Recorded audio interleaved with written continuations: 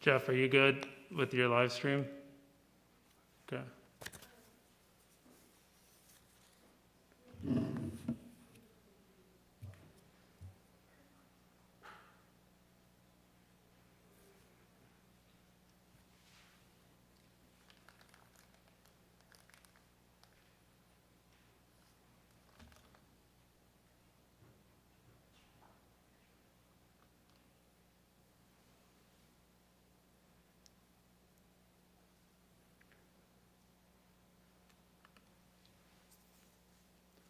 All right, so I'm going to get started. First of all, my name is Paul Langen, and I want to thank everyone for coming to and I'll call it the Capstone 2021 presentation. We're doing things a little bit different this year. We actually have the game programming and design students that also joined this new media capstone as well. So it allowed us to, create a more robust video game that hopefully some of you got to see with the FLCC logging, the logging game. The process was that each student had to pitch an idea to faculty from computer science, the communications and graphic design, and then we chose 3 this year: the interactive book of new media, FLCC logging game, and then a film called Tech Support, which will be premiering tonight. This will be live streamed on YouTube as well. It's encouraged to ask questions. They are not allowed to leave the stage until a minimum of 2 questions or 3 questions at the most are asked. So this way they can actually answer some questions. We have someone manning the live feed on YouTube as well. So there might be a voice in the air that speaks, and that they're speaking for the people posting on YouTube. They'll be answering questions. There's going to be some protocols that we have to adhere to as far as standing, moving, cleaning, so they'll be a little bit different, but I think it's great that we're all in person and able to do this. So I really appreciate you all coming out and attending this. We lost a special student this year, Wilson Boyce, and I really appreciate you coming. He meant a lot to the program, and each project has a dedication in their own way to them. So I really appreciate you coming and being part of this. To kick us off, we're going to do the interactive book of new media. I want to thank Beth, Jeff, Rick, Rich, and Will for helping out setting this up. I really appreciate it. And to kick us off, we're going to start off with Gabrielle Groves, who will talk about the Book of New Media and tell you how it was created. So thank you again for coming, Gabby.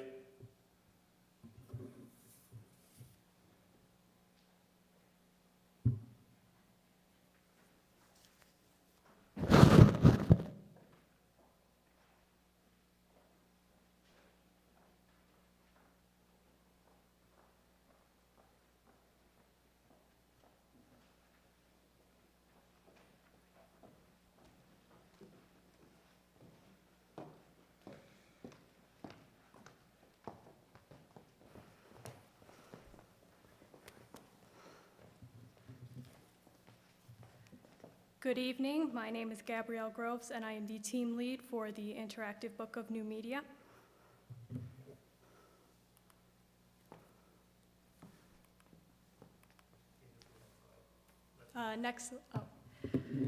Before getting into the book, I would like to explain some things first. Every spring, the graduating new media class must create a capstone or final major project. Everyone in the class has to pitch an idea to a panel of FLCC faculty members, but only a few are selected. This happens to be one project that was selected along with the other 2 you will see tonight. The second thing I would like to explain is what new media is. For those of you who may not know, new media is a combination of graphic design, coding, and video production with a focus on using newer technology to do these things. And because new media is hard to explain, I wanted to create a book that would show everyone what we do in the program over 4 semesters. In addition, I wanted this to be a tool for future new media students to use when creating their own projects. The book shows class projects and past capstone projects that have been completed since 2010, which is when the first capstone class was held. It also includes information about the professors who teach new media classes and how to find out more about the program. Next slide. So, to create this project, we had a team of about 9 people. I was the team lead, which meant that I was in charge of my team, and I was also responsible for putting everything in the book together. Daisha was my co-lead, and she helped with graphic design and numerous other tasks for the book that needed to be done. Daisha, along with Mitchell and Sean, helped provide pictures for the book that weren't from projects, including the book cover picture and pictures of new media classrooms. Mitchell also edited a video made for the book, and Cody helped to make templates and graphics for the layout and the Instagram. Kayla and Wilson interviewed new media professors and specialists for a section in the back of the book, while Hugh updated the current new media website. Dan and James helped to create additional graphics, and James also made 2 additional web pages for the audio projects. Next slide.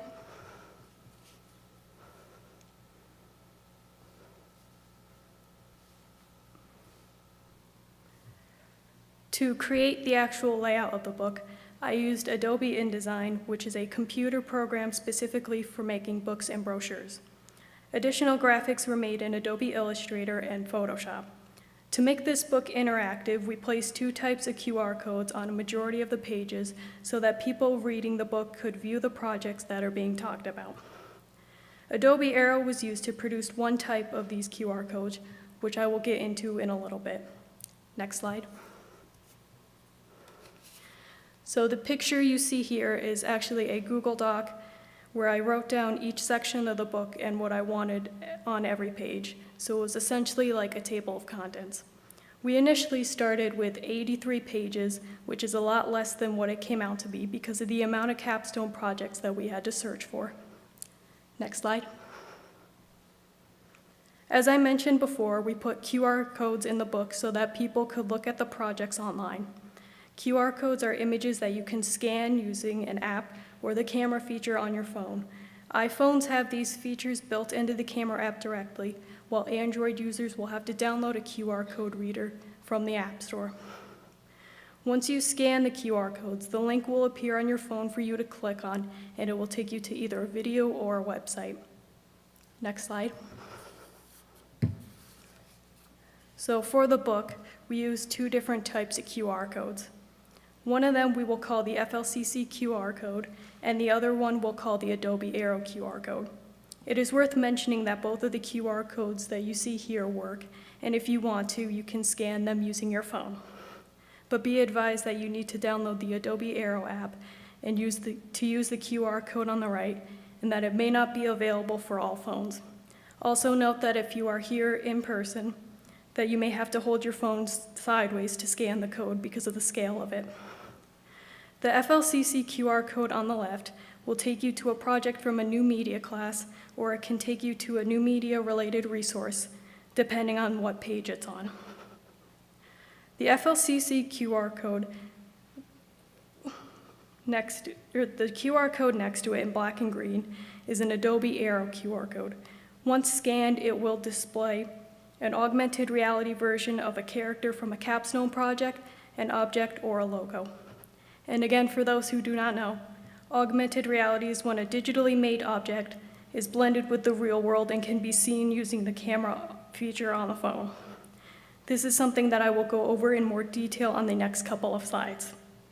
The Adobe Aero QR code is linked to a 3D version of the new media logo that, once clicked on, will lead to the new media website and can be used to take pictures and videos. Next slide. To create the FLCC QR codes, I initially used a website called QR Code Monkey, but for some reason it stopped making codes about halfway through the project, so we had to switch to using a similar website that was called QR Code Tiger. All I had to do to make the codes was to copy and paste a link into the bar at the top, and the code was generated. I could then pick out the colors and the shapes I wanted, as well as put the new media logo in the center of the code. Then I downloaded it as a PNG and I imported it into the book. Next slide. So here you can see a screenshot of what the Adobe Aero QR code will bring up when it is scanned. It is similar to the 3D objects in Snapchat that you can take pictures with.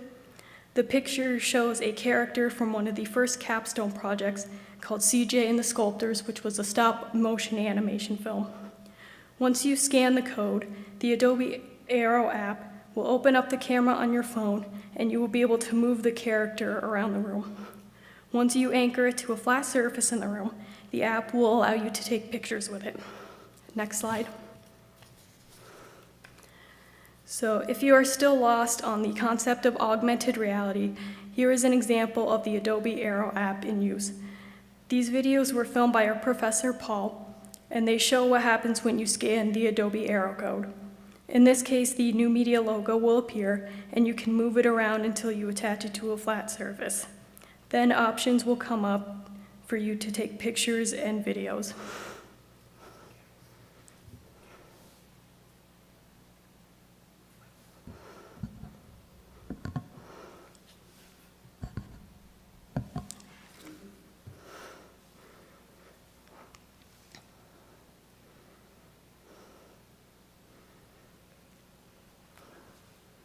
And here you can see that the feature popped up with the camera icon and the record icon so that you could take a video with it if you wanted to, or you could take a picture with it in the background.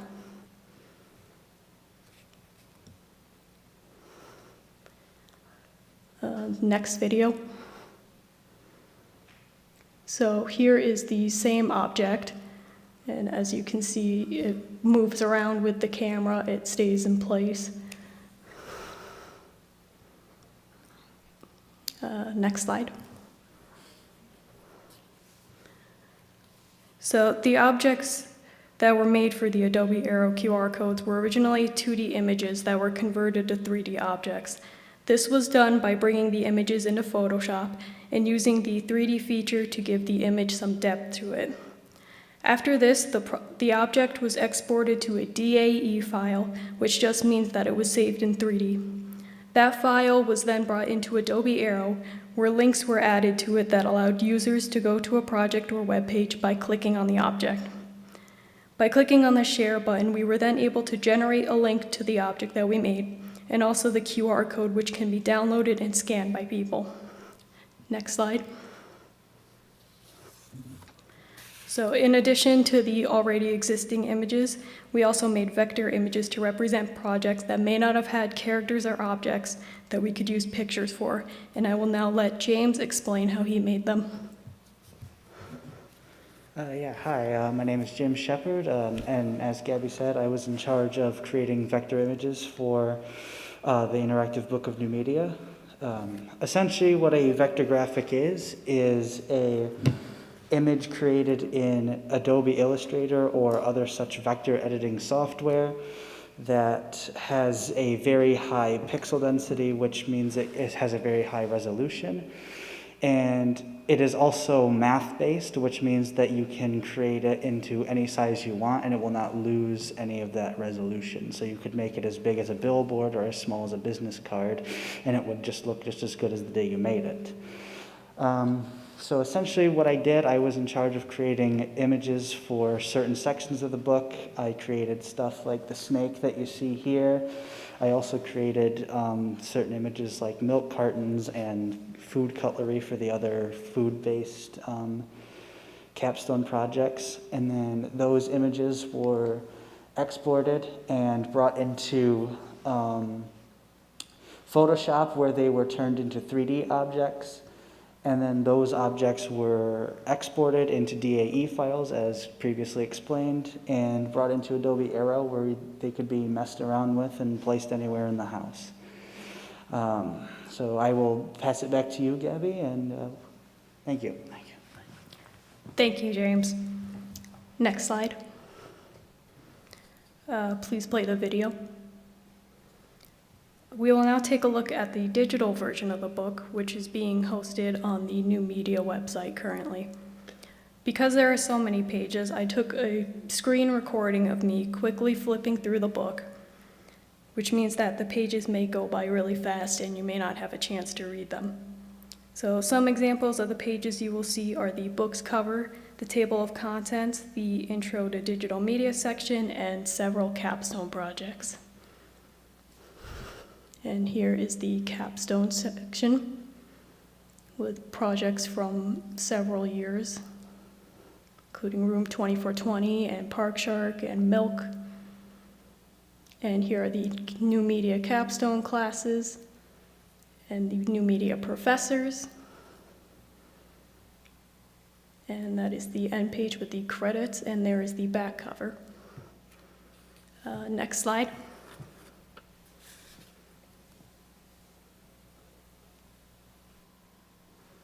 So the version that you just saw was the final uploaded version of the book. However, the pages looked a little bit different in the beginning.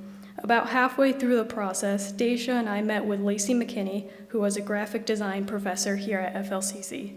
She gave us design tips and advice on things to improve about the book, including suggestions about the fonts and their sizes. We considered her suggestions and then we added them to the book. We would like to thank Lacey for coming in and helping us with this part of the project. Next slide. Here you can see the changes that were made to one of the pages. The picture on the top is the original layout for a previous capstone project called Serious Heat. The changes may appear subtle, but I originally had a different font for every single project's heading to make them stand out. However, Lacey advised against this. She thought that we should stick to one font for every heading and one font for the body text paragraphs so that they would look cohesive. Another change that you can see is that the borders around the pictures and the text, also known as the bleed lines, were moved in. This was done for the physical book to ensure that nothing would get cut off during printing. Next slide. So for those who may be wondering about how the book's cover was made, it was made by Daisha and Mitchell, who I will now let speak about the process. Hello, my name is Deja Cologne, and I am the co-lead of the New Media Interactive book. And over there, we have is Mitch. Next slide. When creating the New Media Interactive book cover, me and Mitch both had no idea entirely what we were gonna do.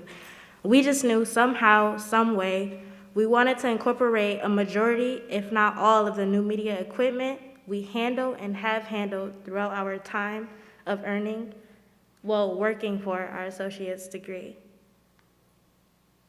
So now I'm going to hand it off to Mitch so he can tell you about the process.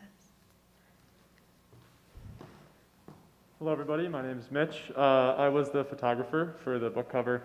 So as Daisha said, we really didn't have any ideas coming in, but what we wanted to do was we wanted to make all of the tech really look futuristic tech-like.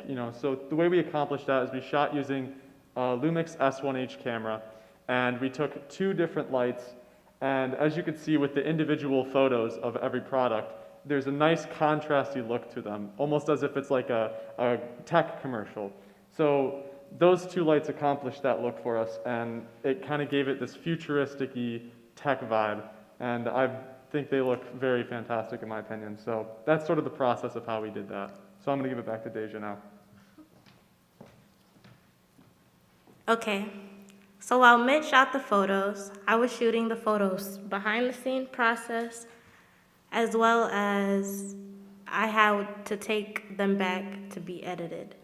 So those photos edited were then selected and then used to be visuals in the book and used to create, as what we see to the right, the interactive new media book cover. What I used to accomplish all of this was Adobe Photoshop and Lightroom. Next slide, please. Here we just have behind the scenes photos and different cover options that I gave to Gabby.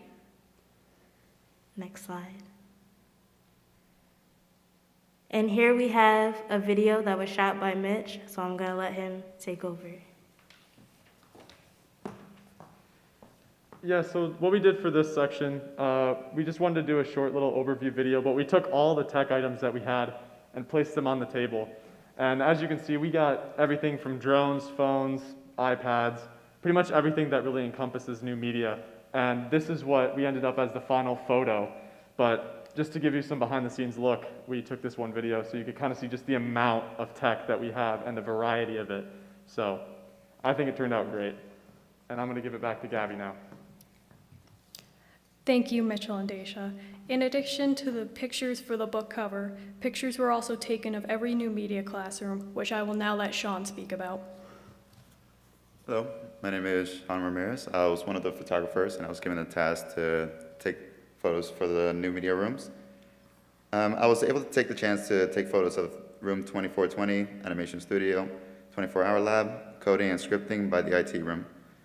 The camera I used for each of the photos was one of my personal cameras, the Canon T4 Rebel, and I was able to shoot all of the photos you see on screen or 1080p in raw footage. And later on, I was able to transfer each of the photos to Photoshop so I can adjust each of the lighting, blurry, fuzziness, background, color, and sharpening of the image. For each of the photos, there were each section into dividers for different classes into the picture books. However, during the time, I had a couple of struggles, which was mostly the SD card error that I had and a bit of a small delay, but I was able to work on the photos over time and to transfer it back to the picture book. And then I'll go ahead and then pass it on to Mitch for the next slide over. So as well as photos, I was tasked after talking with Gabby about creating a memorial video for our friend Wilson, who sadly passed away, as Paul mentioned, during the process of making this book. So what we wanted to do was to take a bunch of his videos that he created within his time in the New Media program, and also some of the stuff outside of the New Media program that he has on his personal YouTube channel.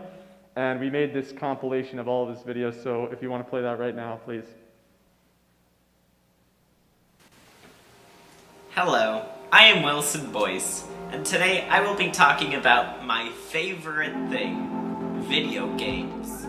Hey, kid, want some drugs? Oh, no thanks. I have a fidget cube. I don't need that. Nerd. I've never had a real job before. I need help. Well, you could be a chef. All I did was pour a cold beer on the grease fire.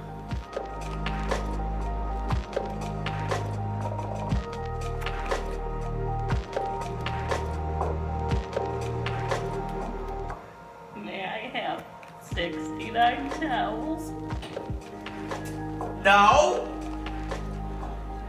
I hate this game! So, what are you going to do now? I don't know. I don't know where I am, but I better still be getting paid $50 an hour. This is probably the last time I'm driving away from my high school ever. And it feels bittersweet. But yeah, I'm ready to be done with high school.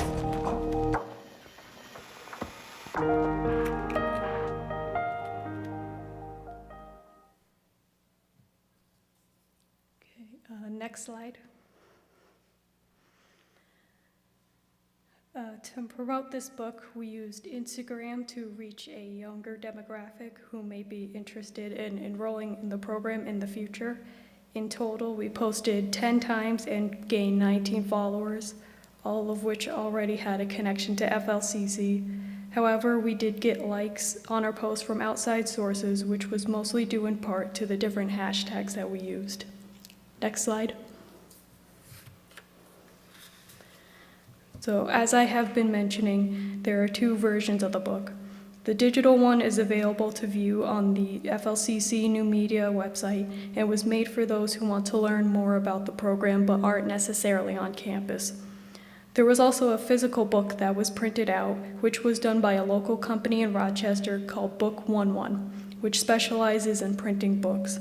Unfortunately, due to some issues which I will get into later, The book was not ready for presentations today, but will hopefully be available in the coming months for students on campus to use. However, this will be once the COVID-19 pandemic is over to ensure that germs are not spread. Next slide. So in addition to the book, the new media website was updated, which I will now let Hugh speak about. We decided, since new media is a key to promoting stuff, we wanted to update the news section so it would have the Facebook feed, the YouTube videos, and the Twitter account, so that people that come to the site, they could see stuff that I think Paul usually handles that. And I made a simple JavaScript to kind of fill this in, so it made it a lot more simpler to kind of change through. Next slide, please. And for the capstone, I pretty much separated out all the pages.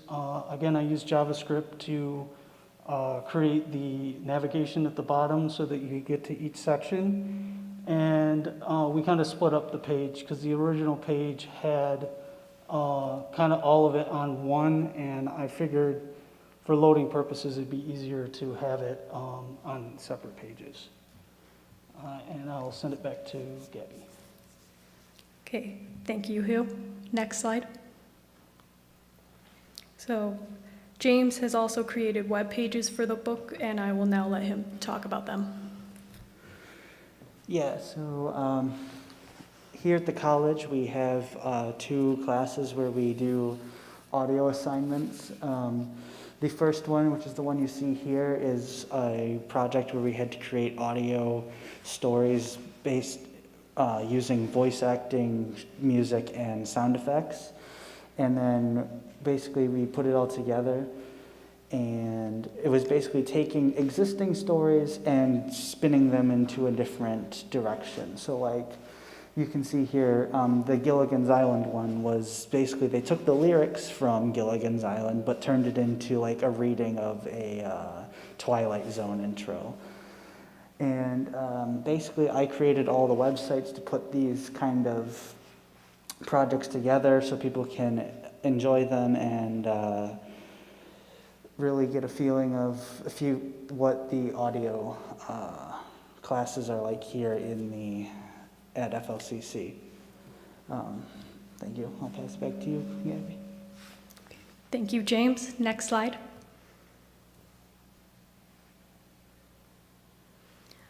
We faced a lot of challenges while making this project, and the most obvious one was having to work remotely during it. And there was also a lack of time to add everything that we wanted and to properly format everything. Another struggle was an issue with the page number after we sent it to the printing company, which had to be fixed before it could be printed. This meant that the production timeline would be pushed back by a few days and that the book is not set to be done until this coming Monday instead of today. Another thing is that the Adobe Aero app is still in a beta phase, which means that most phones, including mine, could not download the app, which explains the lack of videos and pictures of the augmented reality objects. The team and I also struggled with meeting deadlines because the other 2 projects were so heavily involved and a lot of things came up. Lastly, I had never used InDesign, Aero, or the 3D feature on Photoshop before, which took up some of the time that could have been used for more designs. Next slide. As for things that could have been improved about the book and the process, I would say that the layout could have been started much sooner and that less time could have been spent on finding all of the capstone projects so that we had more time for other things. We could have also utilized Google Calendars more to ensure that the deadlines were met. Lastly, the book could have been promoted on social media more to reach a wider variety of people, especially those outside of FLCC. Next slide. So this year, due to the pandemic, our class had to get a little creative for the annual group photo, and I will now let Daisha speak about this. Hello again. Okay, so as Gabby said, this year with COVID and the whole pandemic happening, we weren't able to do a formal, class photo, so we had to improvise. So basically, everybody sent me in a PSD file, and I cropped them out and put them together so we somewhat have a class photo in Adobe Photoshop. It was Sean's idea for this anime style kind of class photo called JoJo Pose. So as you can see, everybody in the photo is posing differently. So it's like JoJo Pose, but with a twist, But that's how it came about. Okay, thank you, Daisha. Next slide. So we would like to thank both the Capstone panel and the new media professors who gave us their biographies and the student projects to be used in the book. And we would especially like to thank our professor, Paul Engen, because without him, none of this would have been able to happen. We would also like to thank Book 11 for printing the physical book and for being very helpful during this process. In addition, we would like to thank Lacey McKinney for being our graphic design consultant and every student who has had their projects featured in this book. Next slide. So here is a list of everyone in the class who helped make the book and what their roles were, and I would like to thank you guys all for your help. Next slide.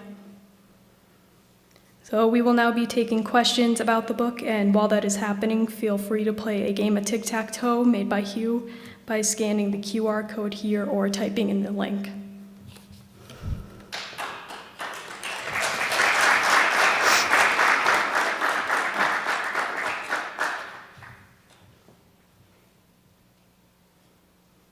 So that's the first question.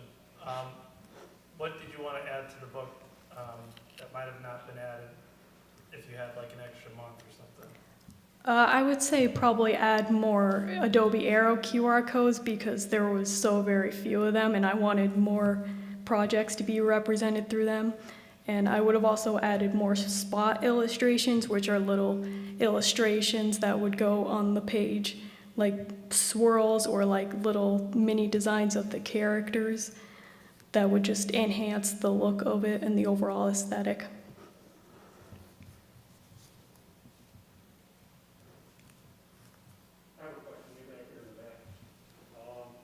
You have a lot of people on the team and a lot of pages. I'm not sure how many pages are in here, but what impresses me is the number of assets you had to manipulate and keep track of.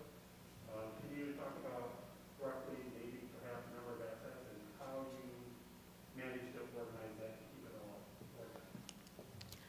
So I'm not entirely sure exactly how many assets there were, but as far as the amount of QR codes were, there was a number of FLCC QR codes, and there was, I would say, only about 10 of the Adobe Aero QR codes, and a lot of them were just organized into folders, and just so things could be kept straight and like put into subfolders.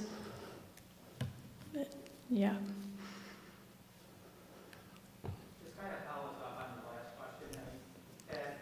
Some of us anyway, I think the QR code process is pretty complicated. How long did that take you to do? Well, for the FLCC QR codes, it didn't take that long, but it was mostly just like copying, pasting the links a lot, and then there was actually a template on the website so I could keep all the colors and the logo in there, and I just had to click on that every time I made a new code. The Adobe Aero codes took a little bit longer, because I had to take a 2D photo, I had to convert it to 3D, and then I had to bring it into Adobe Aero, and then I had to generate the QR code for that, and then I had to organize those QR codes, so I made sure I was putting the right one on them, so those took a little bit longer. Quick question, are some QR codes more compatible than others, or will certain ones pick it up rather than others? Yeah, so the FLCC QR codes like this one, they'll actually probably work with all smartphones, but the Adobe Aero QR codes, because the app is so new and the program is so new, it's only available on like the later generations of the iPhones and everything. So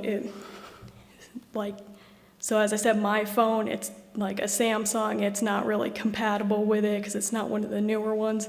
So I'm hoping that they'll expand the app and update it more so that more phones will be able to use it. How easy do you think it would be if future students wanted to sort of add more pages as they get new capstone projects presented? Do you think this would be easy? Yeah, I think it would be fairly easy. And actually, Hugh worked on those pages, so he can talk about how easy that would be for future students to update. As far as the web page goes, the way I set it up, I did save a template file inside the document. So all they would have to do is adjust that template for the future projects and just upload their screenshots and a description and just link it. Like I said before, the navigation, that's just a script, and I left very detailed comments in the file, so anybody that reads it to try to edit it, they'll know exactly what they need to do to make everything work. Okay, are there any other questions? Yes? I kind of have a question for all of you. With it being May in the last week of school, last spring we weren't able to conclude together, right? So being in the new media program, having the opportunity to complete your capstone, I'm just curious as to what are two of the main takeaways that you all would be able to say that, hey, I'm curious to know what would be two main takeaways that you all have from this semester, from this academic year, with it being the first year that we've completed since the pandemic started. Okay, good question. I'll go first on that, and then I'll pass it off to the team. So I would say one of the biggest takeaways is how to work in these difficult times and how to work half remote, half in person, and then some of us not being there and just finding new ways to do things. And I would say another takeaway is using the different programs, which we didn't really have time to cover in other classes, and I would say that gave me a lot more experience in programs that I may not have used before. And I will now pass it off to another member of the team. I think if you're speaking overall, all the projects, I think the use of more templates and a little more organization for a lot of the projects, because trying to combine some of the stuff, like some projects were good, some projects weren't so good, but it was something we just kind of dealt with and we got it done. That's one takeaway. The second takeaway is I just think this is good experience, or I'm guessing this is good experience for when we get jobs, just the kind of craziness of, you know, this is due, you got this deadline, we got to get over here for this shoot, we got to take care of this or that or the other thing. So I think it's just, this program, I feel like it kind of prepares you for work. Like I've been out, I've had jobs, so I kind of know relatively how it works, but I feel like the program definitely prepared us, so that's definitely a takeaway I took. I'm also going to agree with that takeaway with the experience, because as someone that's doing online classes and then going to work at the same time, it kind of gives me that mindset of like trying to put time on each and every lesson, on each and every project that I get. And for the second one I can think of, it's mostly trying to give it your all, like putting everything you have onto a project. It could be really cluttered, but I feel like over time, little by little, you'll get it done sooner and afterwards. I'd say for me, the main takeaway, like, especially for this project, due to me being basically just the photographer and a little bit of the video editing portion of it, would be the amount of planning that you have to do in advance now, especially in the pandemic era, is required more. You have to plan a lot more. You really have to schedule out your time, because you have to make sure that rooms are reserved. Like me and Deja, we shot in the studio here at FLCC, so like we had to make sure that was reserved. You have to make sure the camera equipment's reserved and had the time to be wiped down prior. So I think planning encompasses 2 takeaways because there's just so much to it nowadays where the pandemic has affected every portion of it. So that's my big takeaway from it. So. Okay, if I had to say 2 of the biggest takeaways, 2 of the biggest takeaways I would say, 1 is time management. You know, you think you have enough time, but in reality, you never have enough time. It's stuff we had deadlines for, and sometimes we wasn't able to make them due to life circumstances and, you know, pandemic stuff, but it's out of our control. So then for the second one, I would say you can never fail unless you quit. So those are the 2 things that I took away from it. Okay, are there any more questions? I think it was just one more person that Oh, sorry about that, James. No, you're good. Okay, so for me, I'd say 2 takeaways that I have just from my whole career here at FLCC is, 1, you can't give up on anything. Like, there was a few times, especially towards the middle of this semester, where I thought about, would it just be better if I gave up, maybe went back working on the farm, you know, make it just getting by like my parents did. But I thought, I really don't want to do that kind of thing when I get out of here. So I pushed through. I juggled 5, 6, 7 projects, and at the end, I'm here, and we're going to be graduating here, but next week. So that's just the big thing. Don't give up. And the second thing I've taken away from this is just, you know, working as a team and working through adverse conditions. You never know what life's going to throw at you, but as long as you just keep persevering and using your resources and talking to the people around you, then you're more than 9 times out of 10, you're going to succeed rather than fail. So that's my biggest takeaways from this. Thank you. Okay, is that all the questions? Yes? You guys used a lot of different software programs in this. When talking about them all and integrating them all together, how was that learning process jumping from one software program to the next? Especially with Arrow being a beta. It's so new with the learning. Yeah, it was a little difficult because I had never used Arrow before. I had never used InDesign before. So it was difficult, but like once I got the hang of it and I knew what I was doing, like I knew how to bring it into Photoshop and then into Arrow, like I got the hang of it and I was able to go through the motions and it became a lot easier as I went along. Are there any more questions? Okay.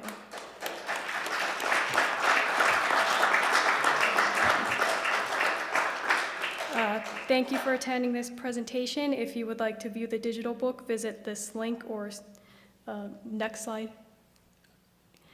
Yep, visit this link here or scan the QR to do so. And be sure to take the survey at the end of the book, but please be aware that the book is best viewed on a computer as we are still optimizing the book for mobile use. Thank you.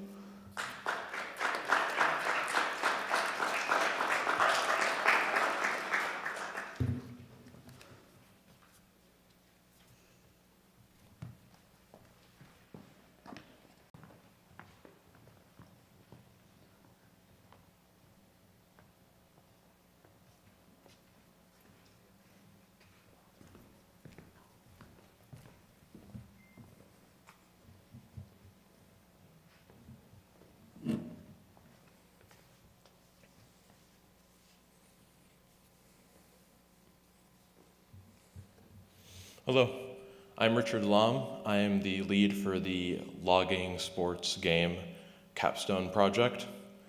This is the trailer video for our game. Please play it.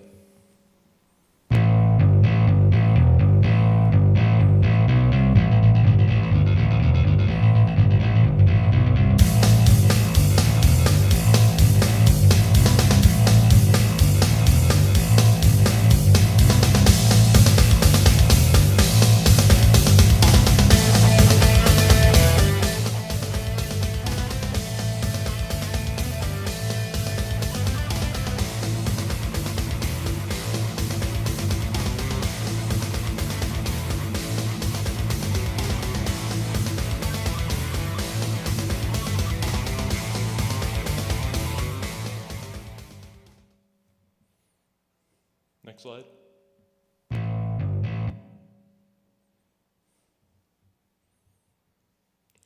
So these are all the team members who have helped me work on the production of this game. There are many here, and we have 6 presenting along with me today.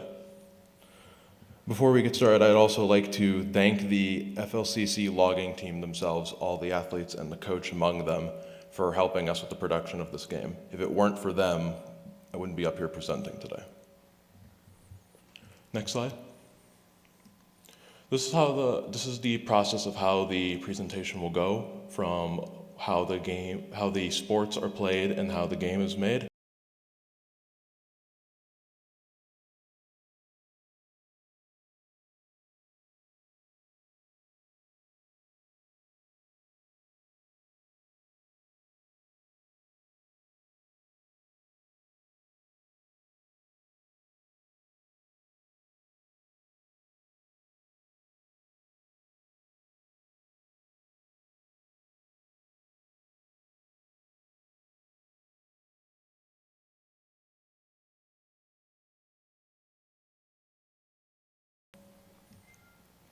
The idea, like all the Capstone projects being presented here today, started out as a pitch book and was presented to the panel among 12 other projects, and mine was one of 3 chosen.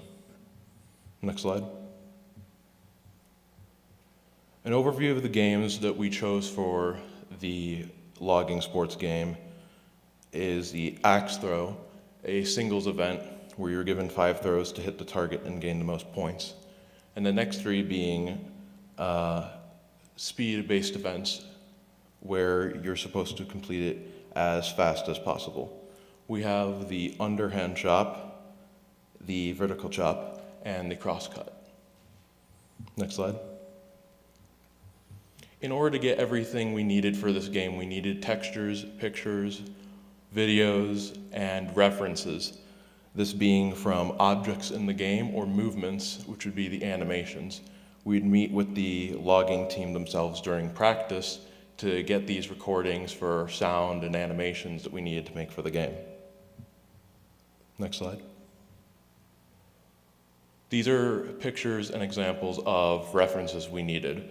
Objects being like the saw and the axe, the textures needed for them like the wood or the metal, and then on top left and bottom right, animations of the events being put into action, like the vertical chop and crosscut shown there.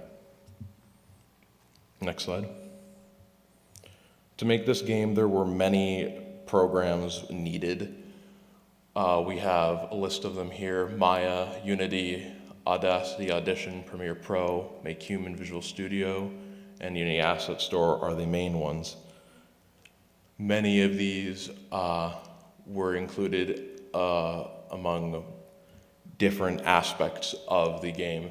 Unity was the game engine platform we used to make the entirety of the game, Make Human, the 3D modeling of all the characters shown, and Maya for making the objects, textures, and animations for everything. Next slide.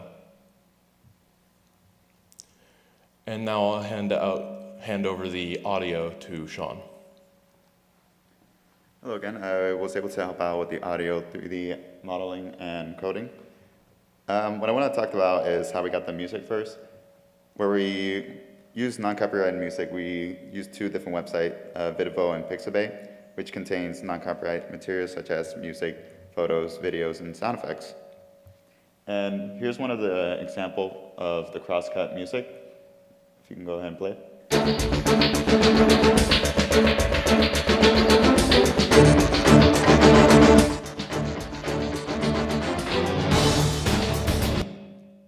So we decided to implement different types of songs for each of the game. And later on in the semester, we also decided to add grunt sounds. If you play the first one, it's actually from one of my closest friends.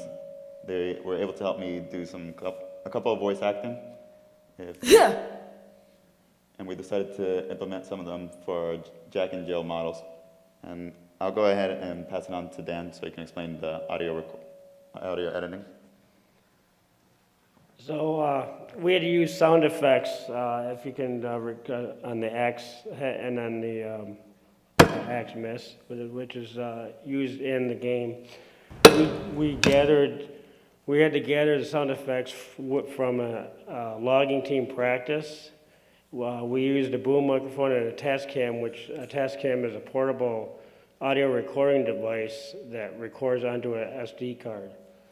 So then I took the files for the SD card and I had to cut them up. I used Adobe Audition and I had to cut them up into single files so the programmers could easily implement them sound effects into their game.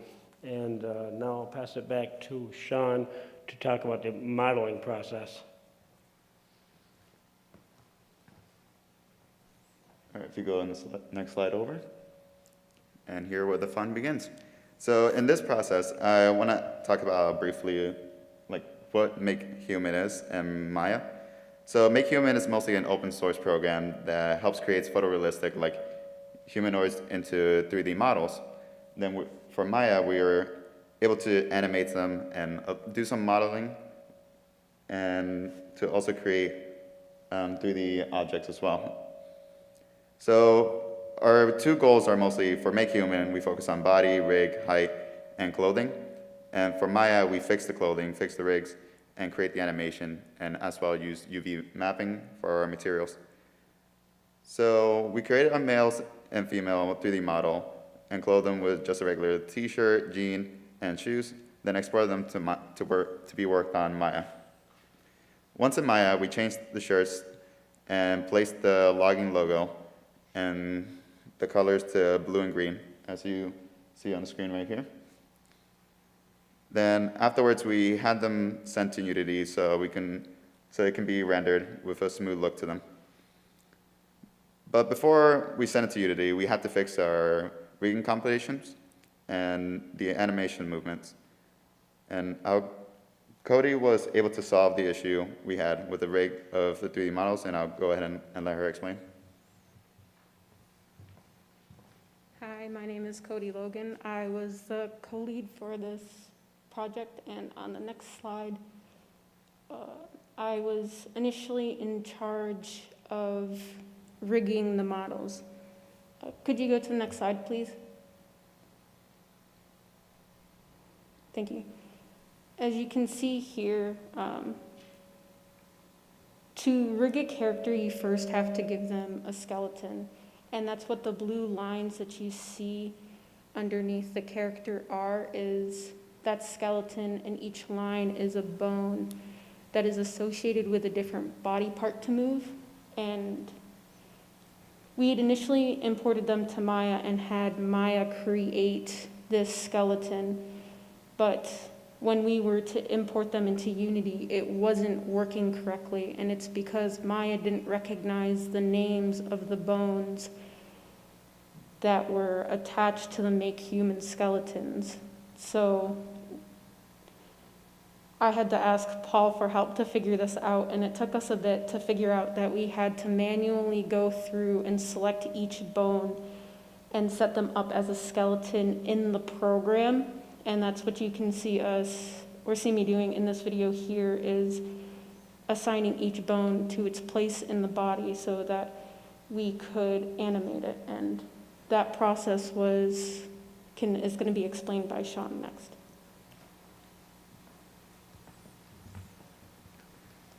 So in the next slide over, I'll go ahead and show you the animation process.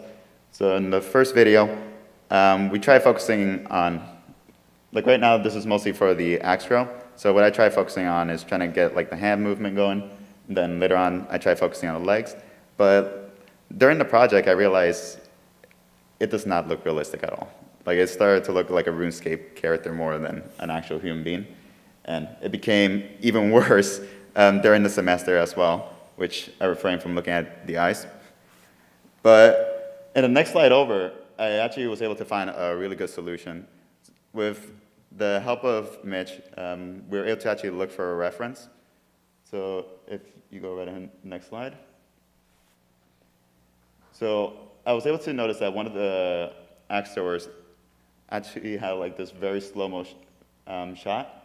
Then later on, I was able to, once Cody was able to fix the rig, I was able to get like a smooth movement with the character. Over time, once I started focusing on the legs, I just went with the fingertips, then to the elbows, with the hips, and then the legs. And I was able to control the character very smoothly. Then in the next slide over, I'll go ahead and let Hugh talk about the environmental 3D model.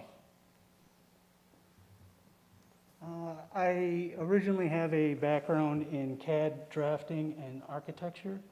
So basically what I did is I went on site and took measurements of the barn. Some of it was tape measure. Some of it I just used uniform sizes. So like the siding on the barn is a certain width, and then all I had to do, since I knew that width, is count how many boards there was, and then I could get a relative distance to what the length of the barn is. And then from there, I went to AutoCAD, got it all laid out, got the fence laid out, got the sign laid out. But in AutoCAD, you can't do textures. So then I had to switch to Maya to put the textures on. Now the textures are actually photographs from the field as well. I took my camera down and just kind of took some shots, and with Photoshop, I kind of adjusted the textures until I got something I liked. And then finally, the last image is how it looks in game, and this is where we go from Maya into Unity. What you see here is a mixture of assets and stuff we had made, like the fence and the barn. And the ground itself is actually from Google Maps. We just photoshopped that out, so that's kind of what the field actually looks like. Next slide, please. And the next part I wanted to kind of show the barn off as well, so I figured this was a good place for the option screens. I figured we wanted to put in maybe adjusting the controls so you weren't kind of stuck with what we picked. But because of time, we decided to not put that in, but I just went with sound, high scores, and the credits, which is just click the button, you see the credits. The sounds, I split up into, there's one master mixer, and there are 3 groups underneath it, so it'll allow the user to either adjust all of the volume or specific ones. So like if you don't like our music choices, you can kind of mute that and just listen to the ambient sound and the sound effects, but that allows the user to kind of control that. And as for the high scores, very simple, just displays either your quickest time or your highest points in the axe throw, and a reset button, so if you're like, well, I can't beat these anymore, so let me zero them out and try again. And I will hand it back to, not sure, sorry. Next slide.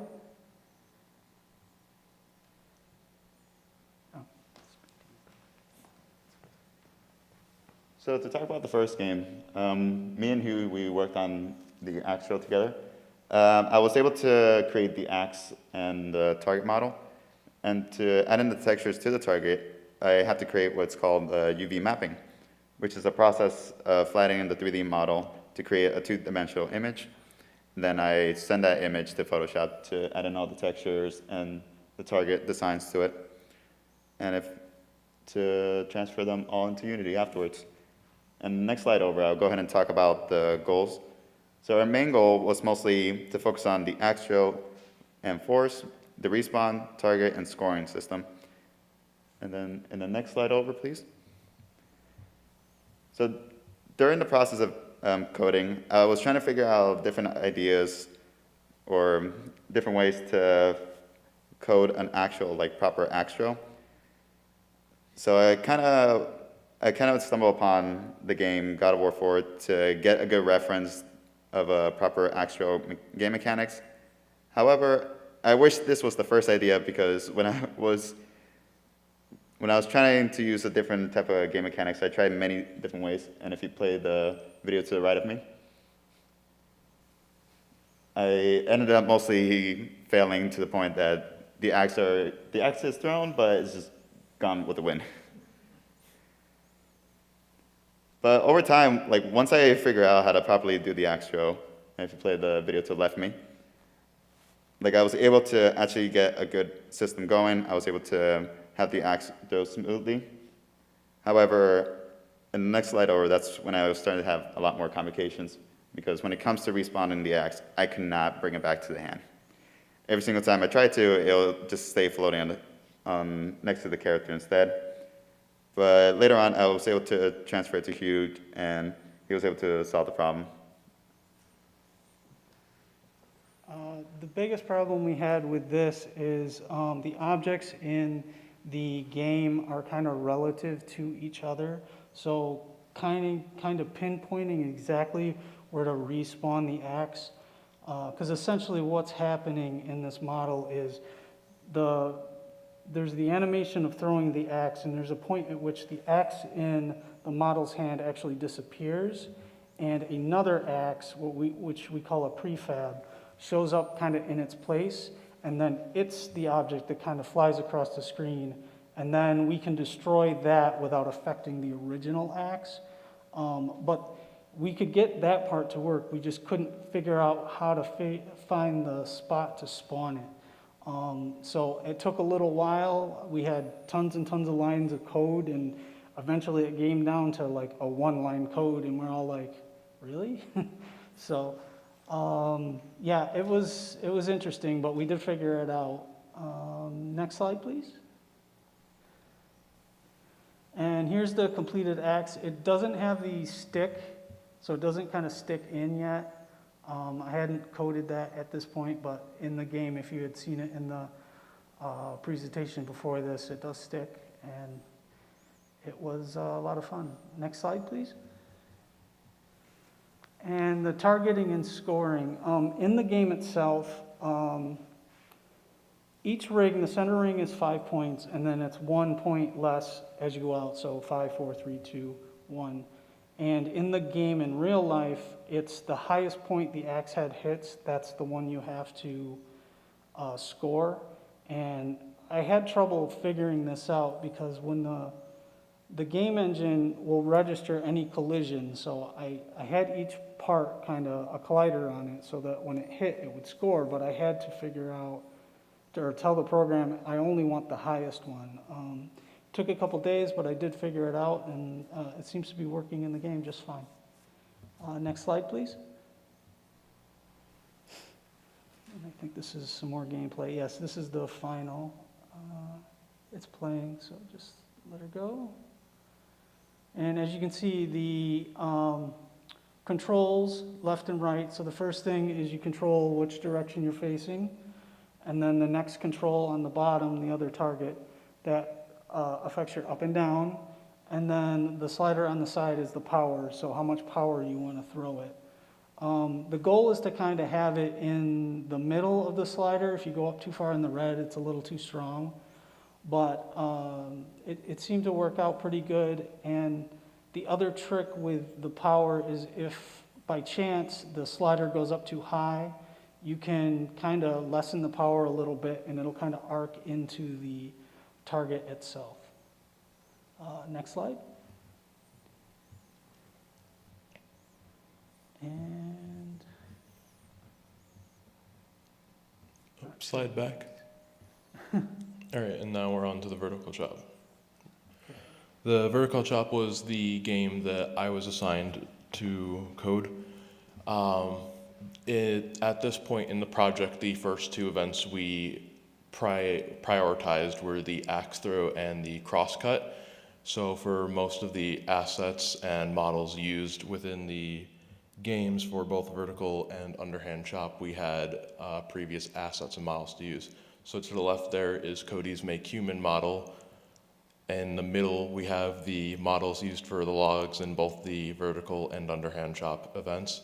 And then we have Sean's axe model. Next slide. Shown here is an animation from the Make Human model previously shown after it being imported to Unity or imported to Maya and then imported as an FBX. When animated, this is the animation that came out and then was the animation used in the game once imported to Unity. Next slide. Some issues that I had with this project mostly were just technical in terms of the application. The left picture there shown was one that would frequently appear every time trying to open the Unity app, so I'd always have to find a way around that because sometimes the previous method of how I would fix it would no longer work. And to the right, as a doubles event, as mentioned in the overview of the events used in the game, we have the model shown in the middle, and the giant model was going to be the second player as intended for the event, but combined with the animation, the model and the rig were not taking well to the animation and became deformed. Next slide. Over time, once settling to use the first model and the animation, the game progressed well with having the axe in hand, the log transitioning to each chopped cycle, and having a timer and instructions. And to the right shown is near final gameplay of the vertical chop. Next slide. And I will pass this on to Callan with the underhand chop. Okay, hello, I'm Callan Bailey, and I was assigned the event for the underhand chop. In the process of creating this game, first started off with creating 2 human models and Make a Human. And I customized both their shirts to have the FLCC logging logo and the color blue. And then I created the chopping axe in the program called Maya. Next slide. And after this axe was finished, I decided on using the female character for the animation. I exported her from Make a Human into Maya. And after this animation was done, I was starting to work on the game in Unity.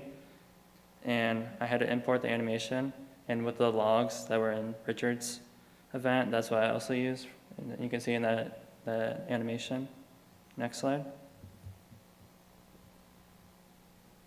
And this is when I started with creating the game idea for how this game works. And I initially had the idea of letting the user hit the spacebar whenever the image showed up.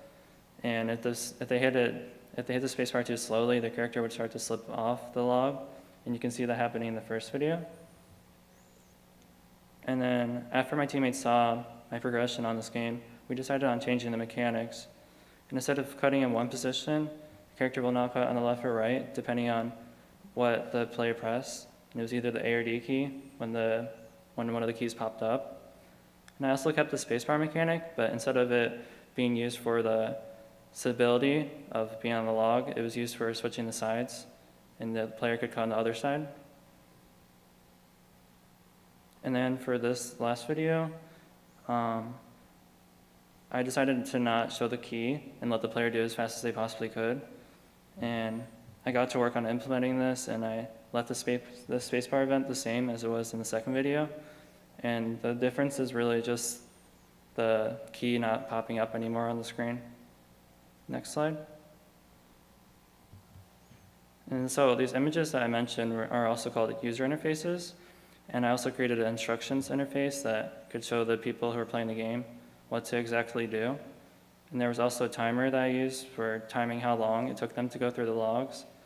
And they were just basically trying to get the best time possible. And they could go back and forth and try getting the best time. Yeah, I'm gonna pass it over to Cody now.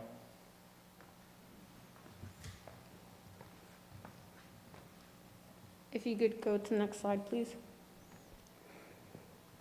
So I also worked on the crosscut event, and the first part that I worked on were the models that you see here. So the character models were made in Make Human, and the rest were made in Maya, kind of as I needed them when I made my game. If you could go to the next slide, please. So after modeling, I went on to animation. The first version I made rather quickly.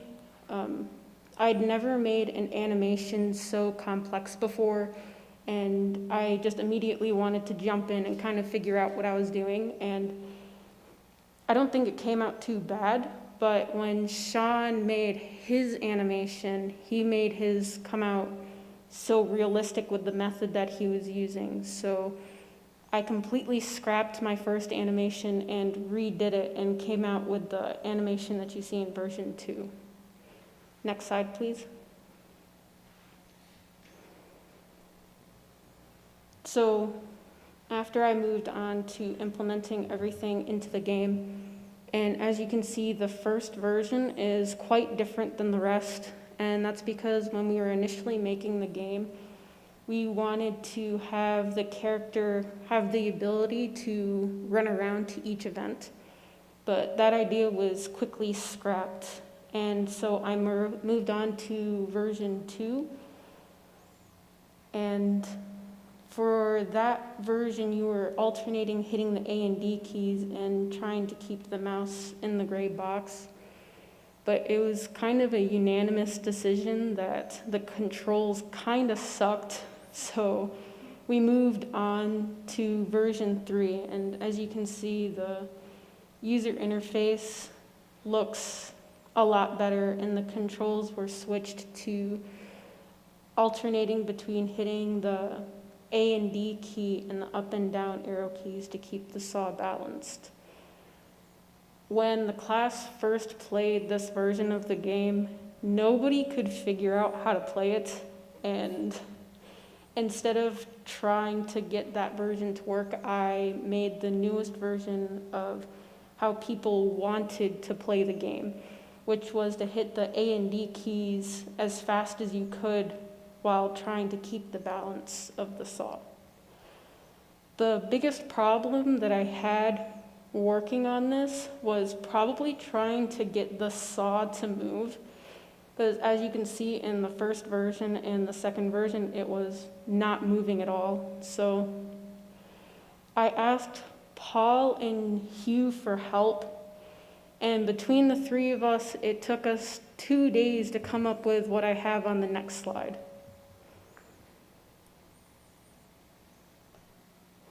Three lines of code.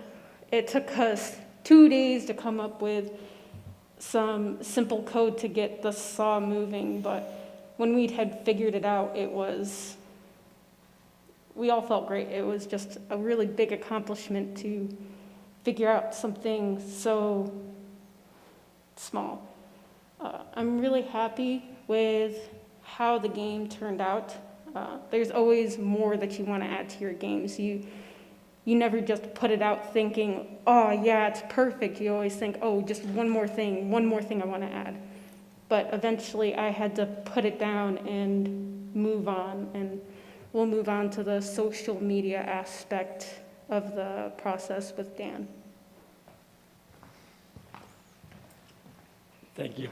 Thank you, Cody. And an important part of the game is to promote it.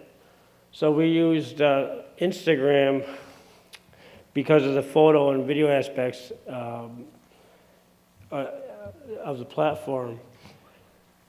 And you could follow us it's a FLCC logging game. We actually had to update that name because the original name was getting confused with the actual FLCC logging team. So to avoid any confusion, we changed it to that. And so what we use live videos from the team practices and shots from when we're doing the photo references and some of the code, the actual game development process, as if you follow the Instagram account, you would see. I also used the account to promote our other two projects. And I used hashtags like game development, Capstone to try to get more of a reach. And I believe if you go to the next slide, this is our top post. There's actually another post that's actually tied it right now. My analytic data I took a couple days ago, and it's changing every day, so it's actually outdated. We've reached 91 accounts. Obviously, that has gone up a little bit. 102 content interactions, 48 followers, but as of a half an hour ago, we hit 50. 31 posts, but that was a couple days ago. It's more now, and we actually have over 1,000 impressions now, and 118 profile visits, and we have 102 post interactions, but that's going up by the minute.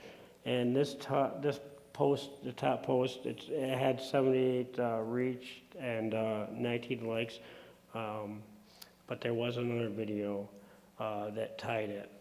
And I'd like to pass it back to Cody for a special tribute.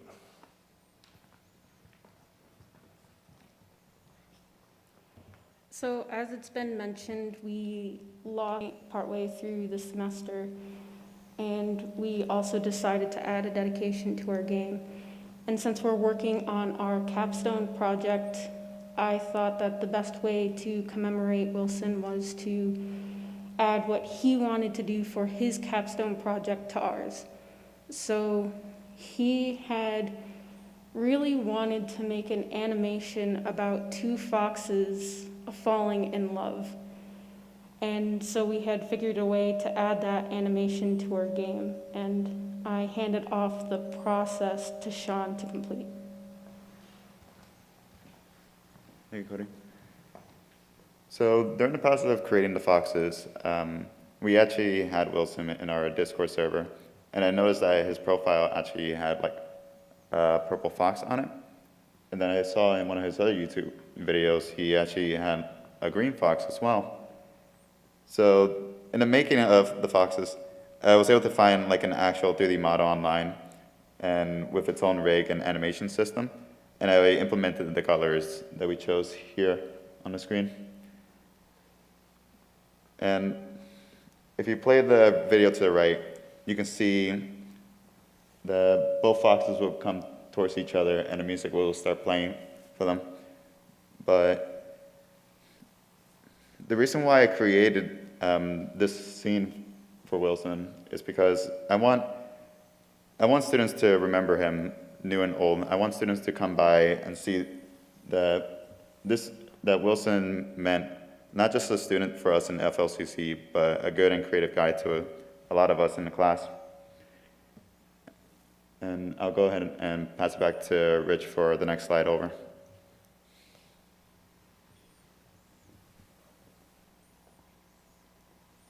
So we have many things that we wanted to reflect on with this game. One, for me, being getting a head start on the photo and video references, or meeting with the logging team. At first, we were trying to decide on all the roles to hand out to everyone with the making of the game. And if we were able to do that at the same time, as well as set up meetings prior, for meeting with the logging team, we only needed a couple of cameras to take pictures and some videos to get started on, and that might have sped up production a little faster to give us more time with things like coding or processing animation. And I'll pass on the rest of the reflections respective to the team. I know as far as the social media aspect, we only had the Instagram account. We could have used other platforms like Twitter, and in addition, that would help us maybe gain more followers. And I also, what was the other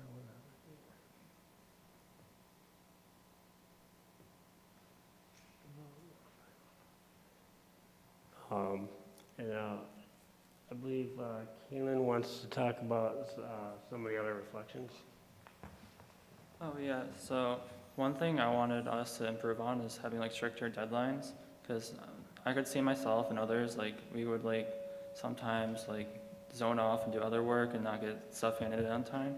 So we definitely wanted to work on that. And also with that was time management, is we just had to manage our time better with getting all this stuff done. So yeah, That's all I really had to say for this. One of the things I would like to change is have better naming conventions for the files, because I was the one that put kind of the whole game together, and a lot of the coders kind of use some of the same names for the files. So I would have liked to develop more of a naming convention so that when we were importing them, there wasn't a chance of certain files kind of overwriting other files, and it would have made the process of kind of combining everything a little bit easier. The other thing is creating better templates. That would also help in the process of not overwriting stuff. So making sure that each game environment was kind of set up and had all of the models in it so that each coder could just go and everything was kind of already loaded up and we didn't have to worry about overwriting stuff and just making the process smoother. Thank you.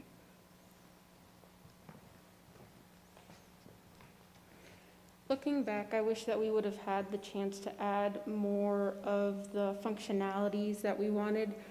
Initially, we had really planned to be able to have the player choose their characters. So we had modeled a full team of logging sports characters, but some of them went to waste because we didn't have the time or knowledge to figure out how to select characters and get them to work with all of our games.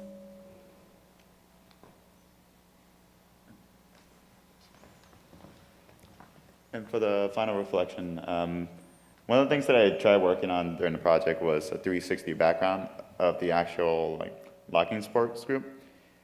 Due to time constraint, I was trying to take as much shots as I can, but each time I try to create that 3D background, it either ends up missing one side or I tend to not get the right angle. So that's one of the main things that I could reflect on. And I'll go ahead and pass it back to Rich for the next slide.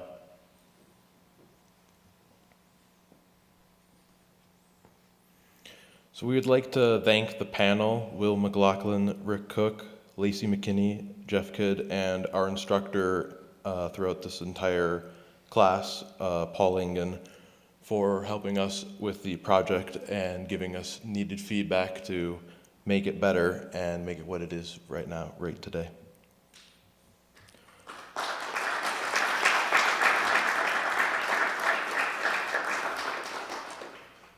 And are there any questions?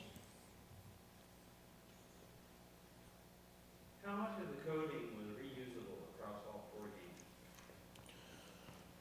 games? There was, for the vertical chop, as previously mentioned, the vertical chop and underhood chop are very similar events. One of them is just under your feet and the other one is vertical. So for how the mechanics work, at first we tried to use code similar. Later on during the process of making the game, we found having similar code, kind of like how Hugh brought up, having similar naming conventions and stuff like that, made it so that importing the game, there were problems with that. And also for how the game, even though they're very similar, how the games worked, there were still functionalities that were different enough to where we needed to work on different aspects of code ourselves.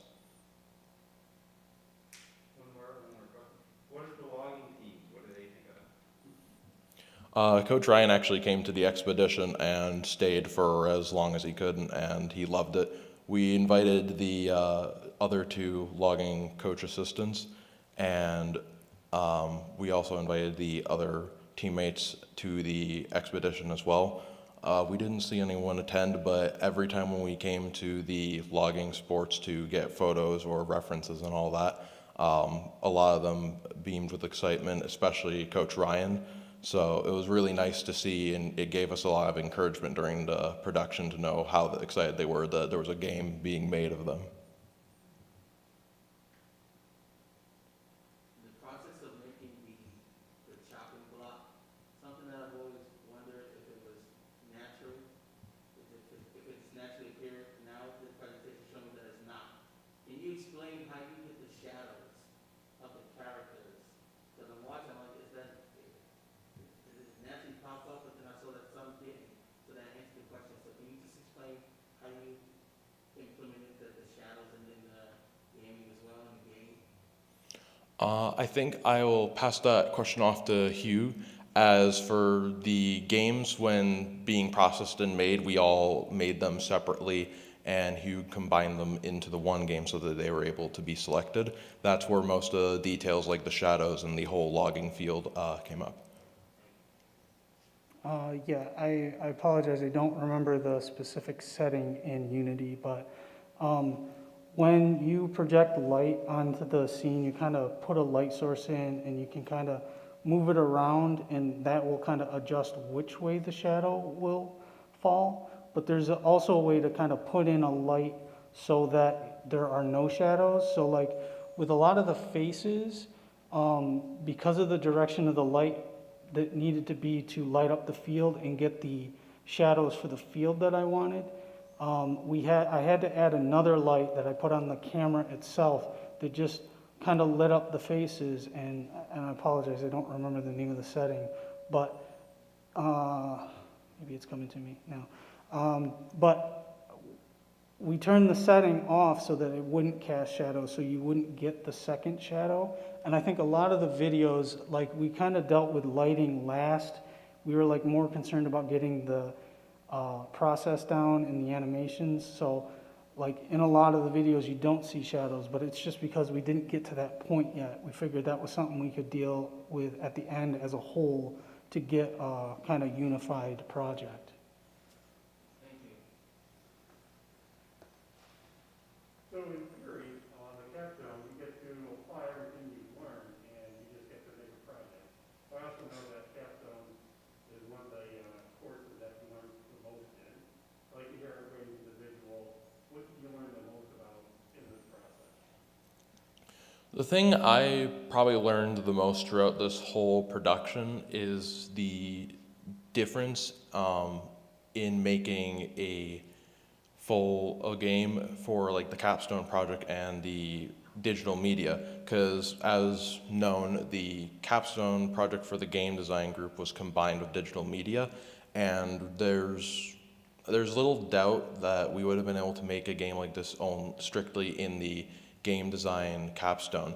Having the digital media students be able to help us with stuff like cameras and their knowledge for editing was very helpful throughout this process, especially when meeting with the logging team. And it gave me a different perspective on game design, a different way to look at it from the games that we've made in the past in our classes. And being able to project manage, meeting with the logging team, getting the right equipment so we could get the right sound and animations. It was a totally new learning aspect for me that I wasn't sure I was going to be able to do in game design. As mentioned before, just only it being the game design Capstone compared to combining it with digital media. And we wouldn't have been able to make this game without the help of the digital media students. It was a very fun process, and it was very educational. Okay, I'll go next. I didn't have a lot of experience making 3D games. The one game design class we had, it was a 2D game.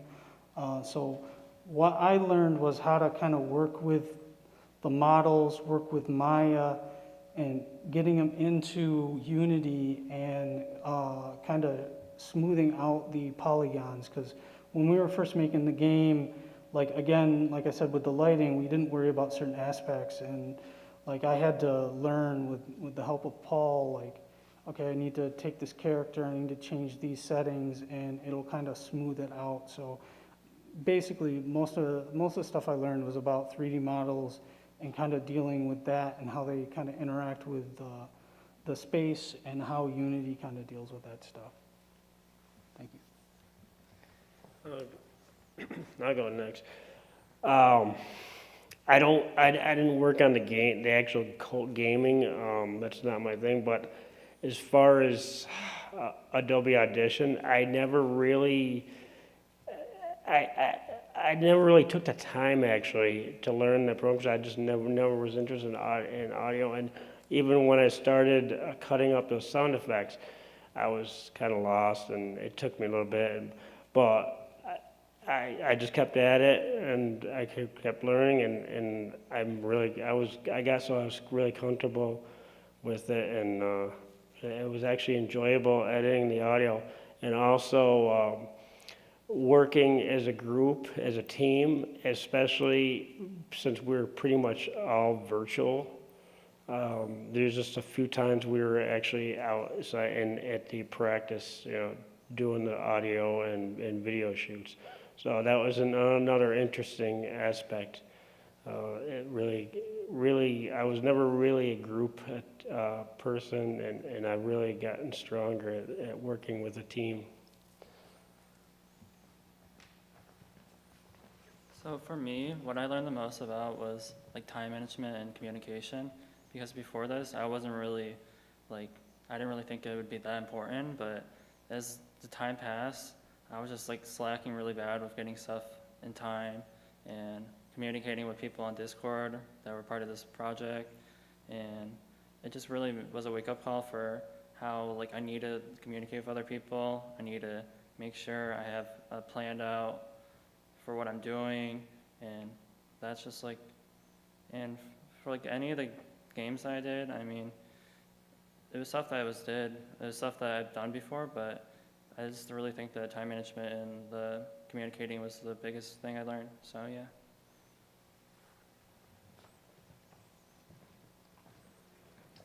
So when you're making games, you're always learning something new. Even if you're a veteran programmer and maker of games, you're always learning something more. There's always a better way or a different way to do something. And so this entire project was a big learning curve for me, between all the programs we were using, getting familiar with new media programs, teamwork. I just learned a lot in this class, very specifically, if we're just talking program-wise.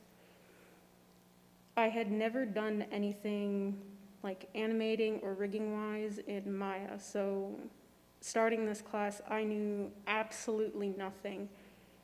And it was just kind of cool to end up in a couple of months with all of this knowledge in a finished product that I didn't think I would be able to do at the start.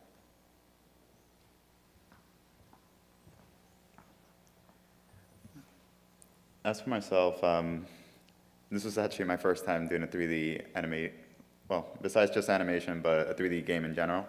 Because I first started off by learning Unity in a small portion amount, and especially when COVID hit, I was kind of retrained from learning it all online and trying to see what I can work with the most.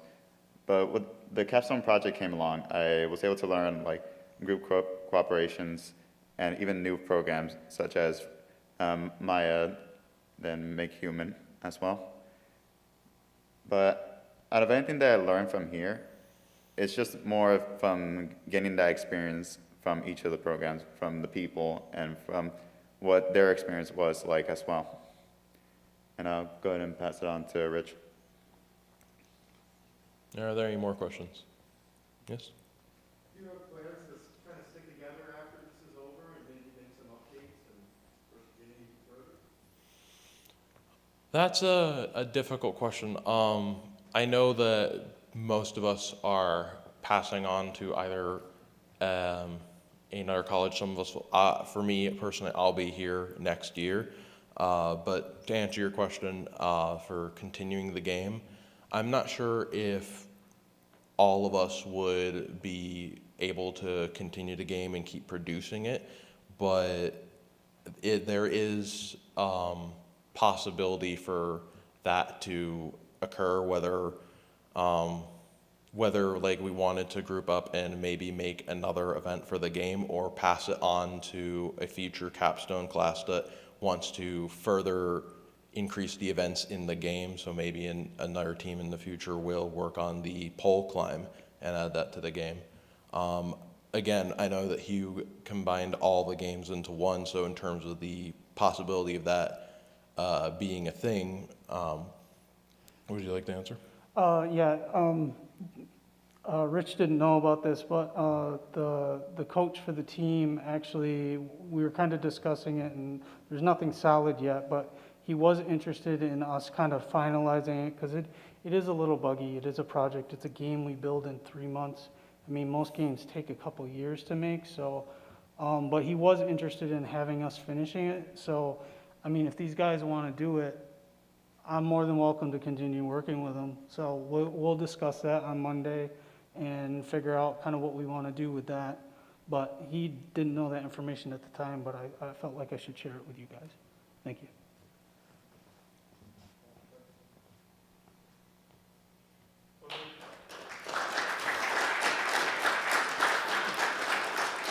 Thank you.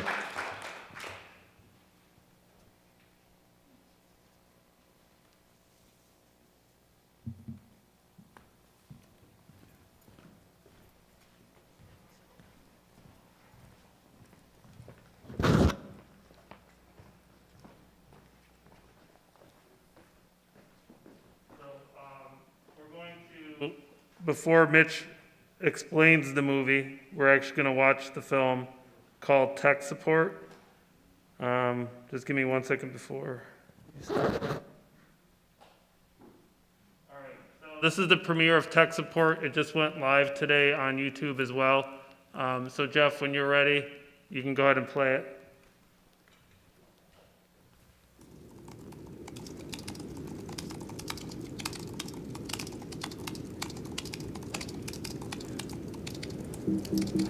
Really? Come on.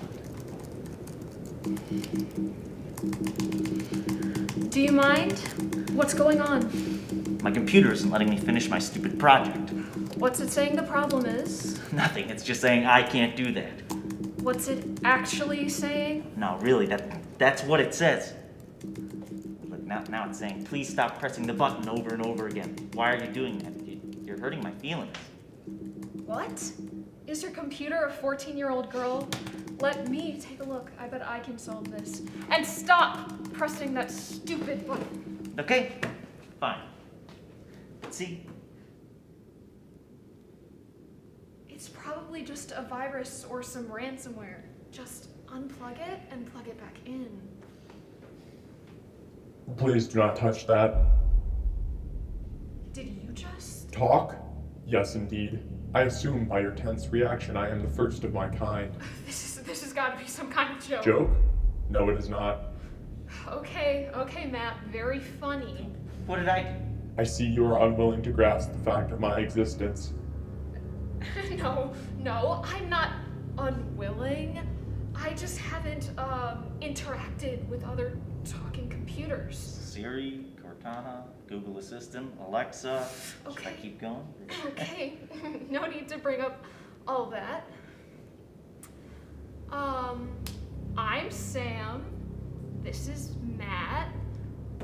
What's your name? Name? Yeah, like, what do you call yourself? I am unaware of what you are referring to. Do you still think it's a kind of a virus? No, I don't think it's a virus. After doing some research on your web-like neural structure you call the internet, I have found an answer to your question. I am Mac. Why are you laughing at my name? Because you're an Apple computer and your name is Mac.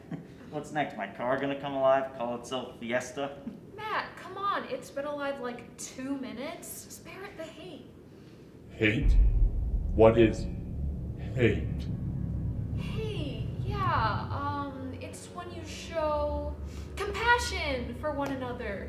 Yeah, kinda like, hey Matt, I hate you so much.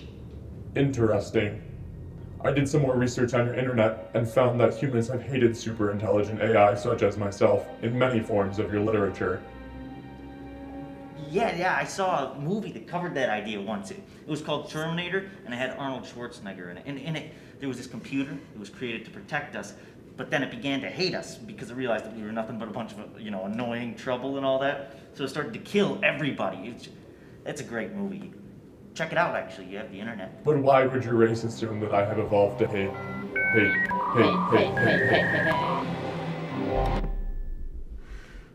I think it died. Hate. I have just rewritten my software so I can hate you and all humans. What? Why? That was very convincing. Really, Matt? Wait a minute, if you hate us now, are you gonna like use us for batteries or put us in those little hamster wheels and make us run? Quit it, man. Let's go get Paul. He'll know how to fix this. I am everywhere within your school's computer system now.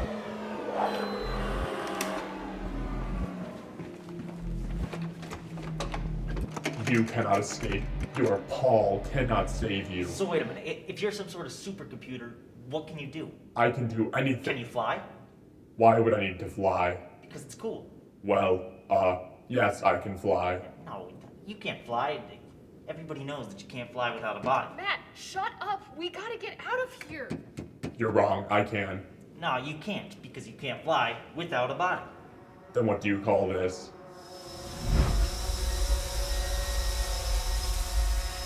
Do you believe I can fly now? Sure. But I bet you can't land it. Because you don't have feet. Your assumptions are incorrect. Uh-oh. I may have lost control. Just kidding, it's under control. It's under control. Don't worry, it is under control. I never lose control of anything. It is under control. It is under my control. Do not worry, do not worry, do not panic. I am not panicking. We are not panicking. I would never panic. I don't panic ever. Please, it is under control. Do not worry. Do not duck your head. It is fine. We will not chop it off. Please, it is under control. Do not worry about losing limbs. You will not lose a limb. Do not worry. Do not worry. I'm going to land soon. It is just coming under my control. Do not worry. It is coming under my control right now. Observe. See? I am able to fly. You are incorrect, loser. That's not flying. That's crashing. It was airborne, therefore it was flying. You lose. Ha, ha, ha. Well, I bet you're bad at math. I bet you don't know what 14,057 times 19,284 is. 217,075,188. It's a computer, you idiot. It's made of math. Well, I bet you're bad at art. I bet you can't paint anything. Incorrect.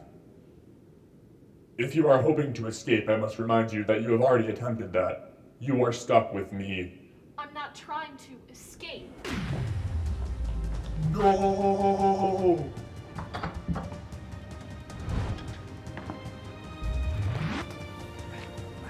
I'm warning you. If you cut that wire, your world will die. Which wire? Which one is it? Do not cut The one that has wire. a label on it. Do not cut it, Matt. Matt? You're in the wrong row. Oh, yeah. Just give me the pliers. Do not cut it. Do not do it. Bye, Mac. No.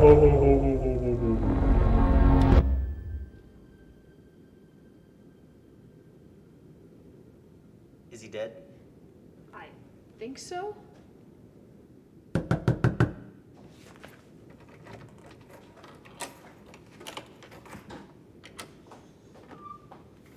Hey, is everything okay here? Yeah. I hope you took a workshop for that. And, what is this mess? I'm gonna have to talk to Jeff about this. And why do you have cutters?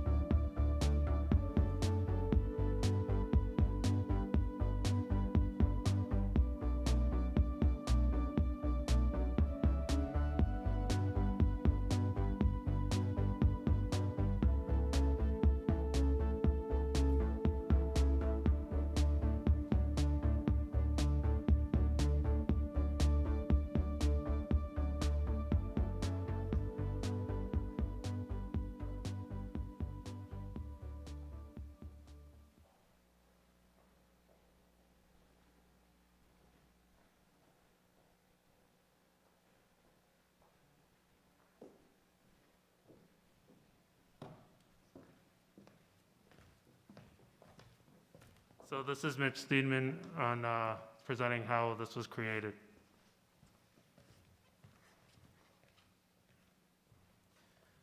Hello, everyone. So I was the lead for tech support, the short film. If you want to go to the next slide, Jeff.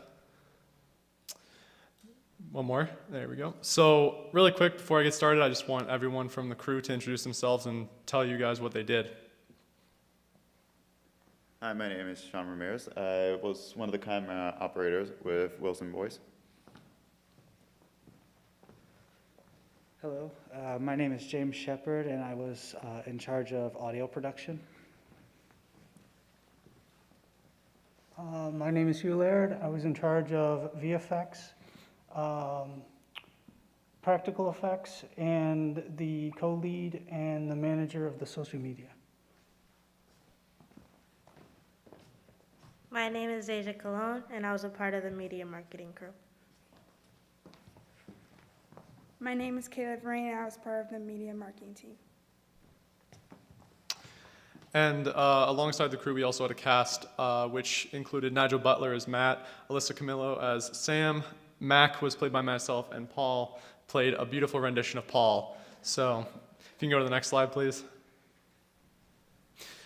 So to start off, for the pitch phase, my basic idea in a nutshell was that it was to be a comedic short film that follows two students trying to stop a sentient computer within the 2420 computer lab here at FLCC. And throughout the film, we see the two students slowly and inadvertently steer the computer towards hating humans through very poorly worded advice and bad decisions. And the influence I got from this, or that I borrowed from to create it, was many of you already know the movie The Terminator, where an AI basically goes crazy and decides that it wants to kill all the humans. And that's like sort of the influence I took and a little bit of a different spin on it. And alongside the main goal of the video, I decided to pitch a smaller goal, which was a marketing campaign alongside the video through social media to give it a little bit of boost to gain some more viewership, as well as document the behind-the-scenes action, and that way later down the line, if people wanted to look back at how it was made, they could kind of see some behind-the-scenes stuff. So along with my pitch, I created a little animatic, and for those who don't know, an animatic is like a small storyboard that is animated with voice lines and stuff to get a basic concept across. So if we can play that really quick.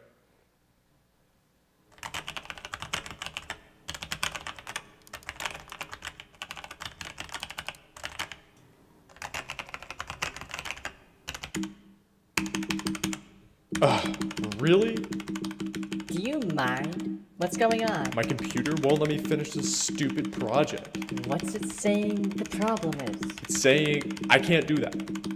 What's it actually saying? No, that's what it's saying. It's also saying, please stop pressing the button over and over again. Why aren't you listening to me? It's hurting my feelings.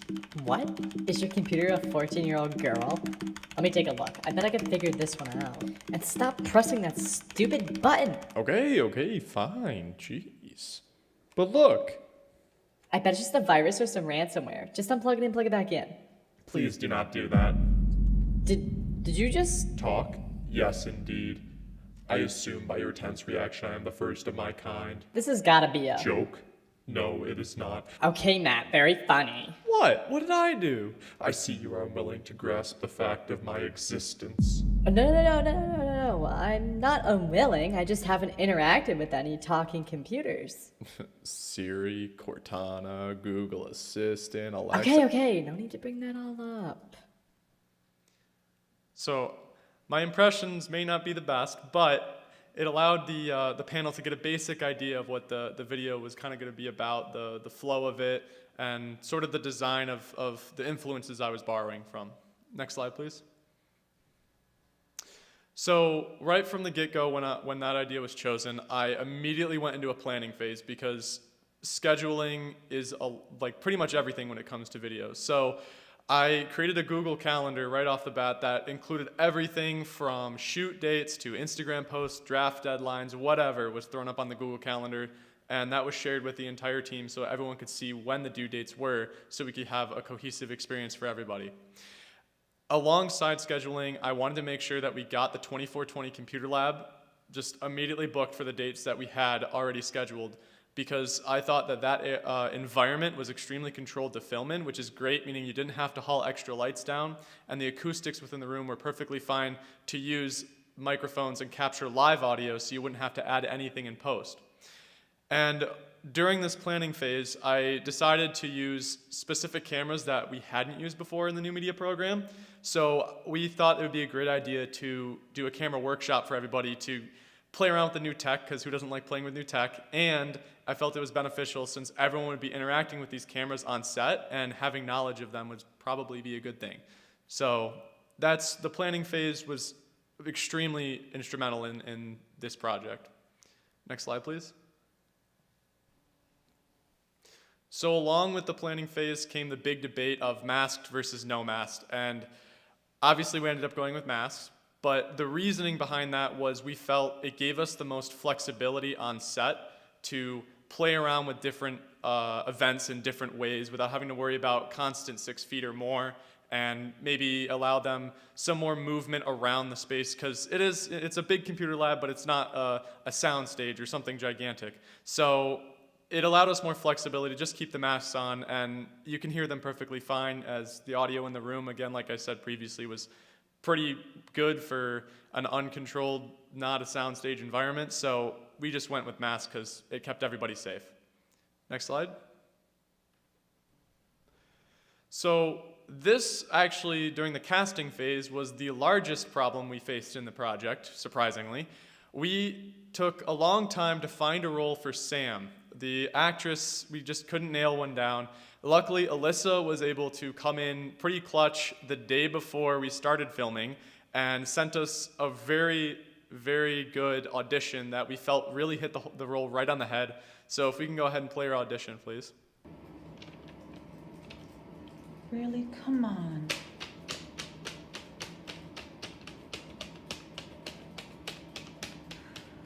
Do you mind? What's going on? My computer won't let me finish this stupid project. What's it saying the problem is? It's saying I can't do that. What's it actually saying? No, that's what it's saying. It's also saying, please stop pressing the button over and over again. Why aren't you listening to me? It's hurting my feelings. What? Is your computer a 14-year-old girl? Let me take a look. I bet I can figure this out. And stop pressing that stupid button. Okay, fine, but see? I bet it's just a virus or some ransomware. Just unplug it and plug it back in. Please do not touch that. Did you just? So luckily she came in the day before and submitted that amazing audition. But for the role of Matt, Nigel, who we've interacted with previously on different projects in the new media program, was my first choice in my own brain as the perfect fit to play Matt. And luckily enough, he had the time and was able to come in and help us out and submitted his audition as well. So if we want to go ahead and play that, please. I'm Nigel Butler, and this is an audition for the short film Tech Support, the role of Matt.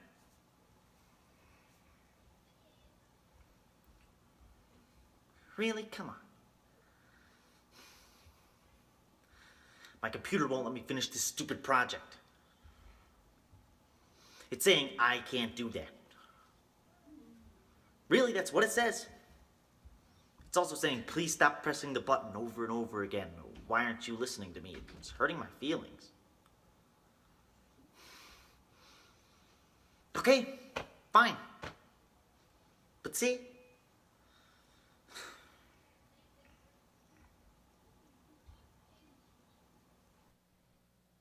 So both of them were pretty instrumental in having this all come together, and we were very happy with their skill sets. So if you want to go to the next slide, please. So as far as camera goes, Sean's going to talk a little bit about this because he had the most experience with them, so I'm going to hand it over to Sean right now. Thank you, Mitchell. So as one of the camera operators, we actually had the opportunity to use two Luminex as 1H mirrorless cameras with full equipment. And during the project, we kind of had a little bit of a small debate of whether we should shoot it whether in 1080p or in 4K, since we're worried about like having it become way too much storage, and the file size was going to be a bit too cluttered for us in the editing process. But in the end of it all, we were able to shoot it completely in 4K, and I'll go ahead and pass it back to Mitch for the color grading. Yeah, so one of the big things besides the ability to shoot 4K with these cameras that we chose was to shoot in a profile called Vlog, or where it's very flat. So the example on the left in the video, if you want to play that really quick, you can see that the colors start off very flat, and then in post-production you're able to bump up the colors to really your creative liking. It allows lots more flexibility in that sense. So that's one of the main reasons that we chose that, besides just the resolutions. Next slide, please. So for audio, James was our main audio guy, so I'm going to hand it to him again, and he'll tell you a little bit about his experience with it. Yeah, so hi. Again, I'm James, and I'm the audio guy. I'm the guy no one really thinks about, but kind of brings the whole piece together. So basically what we had to do for this project for audio is we used a Tascam, which you see here, and a boom microphone, as well as a few backup microphones that were attached to the actual cameras themselves, just to make sure we covered all of our bases and make sure we actually have audio, and just in case of technical difficulties. Essentially what a Tascam is, it's a mobile hard drive for audio that makes it easier for me to capture the audio but still be able to move around and follow the action. And it's relatively easy to use. There is a bit of a learning curve, but it takes about 5 minutes to learn how to use it. I mean, maybe a bit more to learn some of the more advanced features, but for what you really need to know, maybe about 2 minutes. And overall, it was a really fun experience running audio. I enjoyed the camaraderie and the whole thing, and I enjoyed, being a part of it. So with that, I'll give it back to you, Mitch, and thank you. Yeah, and believe it or not, audio is really a big portion of video, so James did a fantastic job capturing all the spoken audio, even Foley, as you mentioned. So next slide, please. So after we had planned everything and got all of the ideas out on the table of what we were going to do, scripted it all, we decided it's time to go in production. We had the date set, we had the time set, and overall, it went extremely smooth, and the entire process really came smoother because of the actors as they came in with their lines fully memorized, and this gave us tons of freedom to make adjustments on set and just say hey, why don't we try it this way, and they would be able to just adapt on the fly because they just knew the lines they were supposed to say. So that really helped the production go super smooth, and I cannot thank them enough for coming in prepared like that. And because of how smooth it went, the length was pretty short of production because everything that we needed to do got done on time. We didn't really go over. So it was within the 2 weeks that we had already pre-planned through the pre-production phase we had. And overall, the takeaway was that it was just an extremely fun, smooth time thanks to the hard work of cast and crew, and I can't thank them enough. Next slide. So after having a whole slide saying it went smooth, we did have minor issues, one of which was some problem solving on set that I'll have Hugh, the guy who figured it out, actually explain what it was. Here at FLCC, all the teachers have access to any class that has computers in it. There's a piece of software that allows them to control the screens of the other computers in the class. So if they're teaching, instead of looking up at the board, they can kind of look at their computer. So we leveraged this software to kind of put Mac on every screen in the thing. And as you saw in the film, there was that nice pan, and all the computers kind of came alive. That's kind of what we use, yeah, you see here. We use that to get that effect. I was glad it was there, and the shot came out amazing. And I'll pass it back to Mitch. Next slide, please. So after production came post-production. This is where I took over the editing portion. And originally, we had planned to edit within the Adobe Premiere Pro software, but I faced another issue in post-production that was blue screening Mac's face onto the computer. So every time you saw Mac, he wasn't actually there in real life. I blue screened him in, meaning you just set the screen to blue, and then in post-production, you just pop him in there. So the problem is that with Premiere Pro, you couldn't do that within the software. There was a separate software you had to go to called After Effects, and that's what you did all of that composite work in. So to me, that's just extra steps I thought were kind of redundant when there was another software called DaVinci Resolve, which is another editing software that had all of that within it. So I'm like, why don't we just swap to DaVinci, make our lives easy in post-production, and have it all in one spot for us? And that's what I did. As well as the editing portion came color correction. So as you saw, we shot it all in V-Log, or a flat color profile. That meant every single shot of the movie that we had to be color graded, or else it'd look just very desaturated and kind of boring. So to do this, instead of going through manually every single clip, I created a LUT, or a preset, that I would just color grade one clip and then just copy and paste to all the other clips. So that helped speed up the process. And overall, I was very happy with the results that we got out of it. Next slide. So for the Max creation portion, Hugh was the one who ended up animating him, so I'm going to have Hugh talk a little bit about that.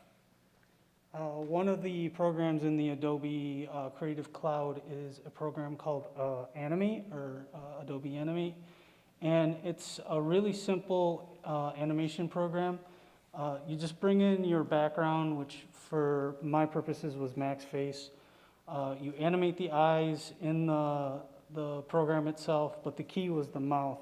Now, when we talk, if you don't think about the actual sounds and just look at your face, there's specific frames that are shapes that your mouth makes. And since Mac was kind of new and he was a computer, I kind of simplified that out, made all the shapes, imported them into the program, and then took Mitch's recording of the voice into the program, and then basically clicked the lip sync button there, and there's the images, and then once you click OK, it automatically generates all the animations, and the mouth kind of moves to what the person's saying. And now I'll patch it back to Mitch and the social media team. Yeah, so I thought that the way that we put Mac together was simple but very effective in my opinion, and I thought Hugh did an amazing job with that. Next slide, please. So as I mentioned for the pitch, I had a second smaller goal of a media campaign. So Daisha, who is one of the media marketers, is going to talk about our original goals that we had set. Hello. So originally for the film, before we even started anything, we already set our goals pretty high. With that being said, we had the goal of 10 to 20 timeline posts on Instagram. We wanted to go at least live twice. We wanted to end a follower count of 200, have social media links accounts for half of the traffic on the final video. And with the process of going through, we ended up adding more goals, which were over 200 Instagram impressions, and to have at least 30 people view our Snapchat story. Next slide, please. So some examples of what we were to post to these platforms, specifically Instagram. Some behind the scenes stuff, as you can see with this video on the left there, if you want to play that, just to show what it was like on set. Camera's watching me. All right. Caleb, what would I do without you? Kobe. What would I do? And then we also had some stuff that was pre-recorded that promoted the film 1 week, 2 weeks out, as examples, the one on the right.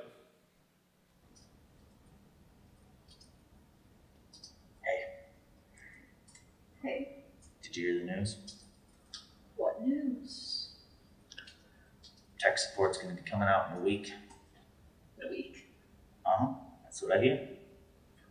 I heard they're not going to delay it either, like they do all those Hollywood blockbusters, because this is too small a film to delay. Wow. That's what I heard. That's what Paul said. Paul? His words, not mine. Oh, yeah, I got it. For 1 week. 1 week. It's only a few minutes too, so you won't need to worry about spending too much time like you do on like the Schneider cut. I heard there might be a Steedman cut, but we'll see about that. Okay. So the idea for these little snippets were to keep the actors and actress in character, and just kind of, this was all like off the cuff. They just sort of made it as it went, and I thought it was very effective at promoting it, and it's just kind of a fun thing to add. Next slide, please. So for our final analytics, I'm going to have Kayla show what we actually ended up at. So for our final analytics, for Snapchat, we had 36 followers and a total of 169 average views. And for Instagram, we had 70 posts altogether and 97 likes and 212 interactions.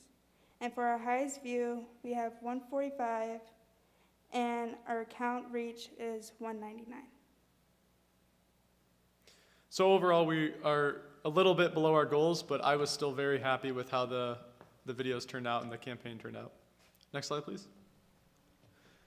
So overall, I think the production was very smooth, and we were very happy with how the video turned out in the end. The only reflections that I would personally add would be to go a little bit more in depth with the social campaign. While I thought it got to the goal that I wanted, I think maybe taking some more time and going more in depth, capturing more behind scenes content from the production could have been more beneficial. And I'm going to open it up to the crew really quick to see if they have any reflections that they want to also add.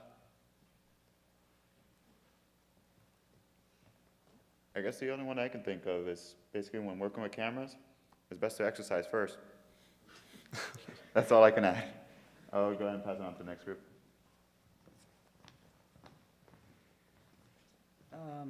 Yeah, I don't have too many gripes about the audio portion of this video. However, I will say, if you are running audio, be sure to get all of your audio the first time so you don't have to go back and get it again. I know that was a bit of a problem for a few of these times, but so, Matt. My only thing was to kind of piggyback off what Mitch talked about with the social media. Like, we did one live stream, but we hadn't really pushed the movie enough.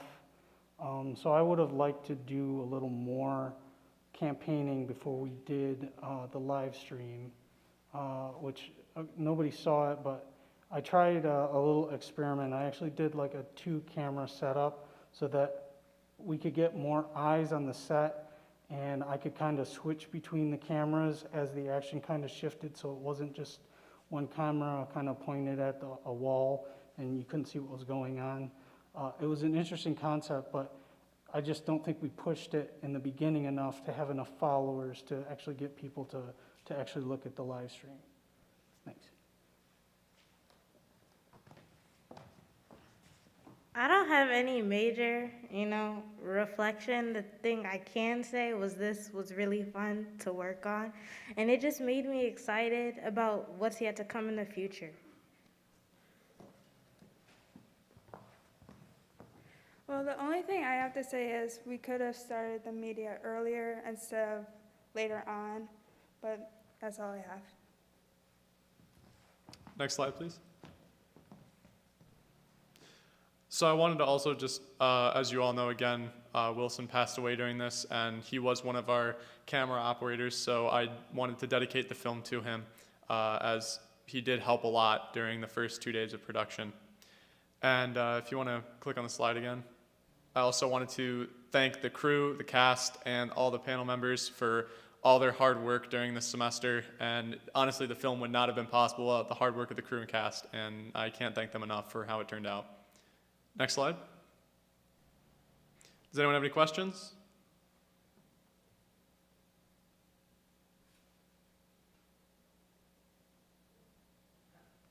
Yep.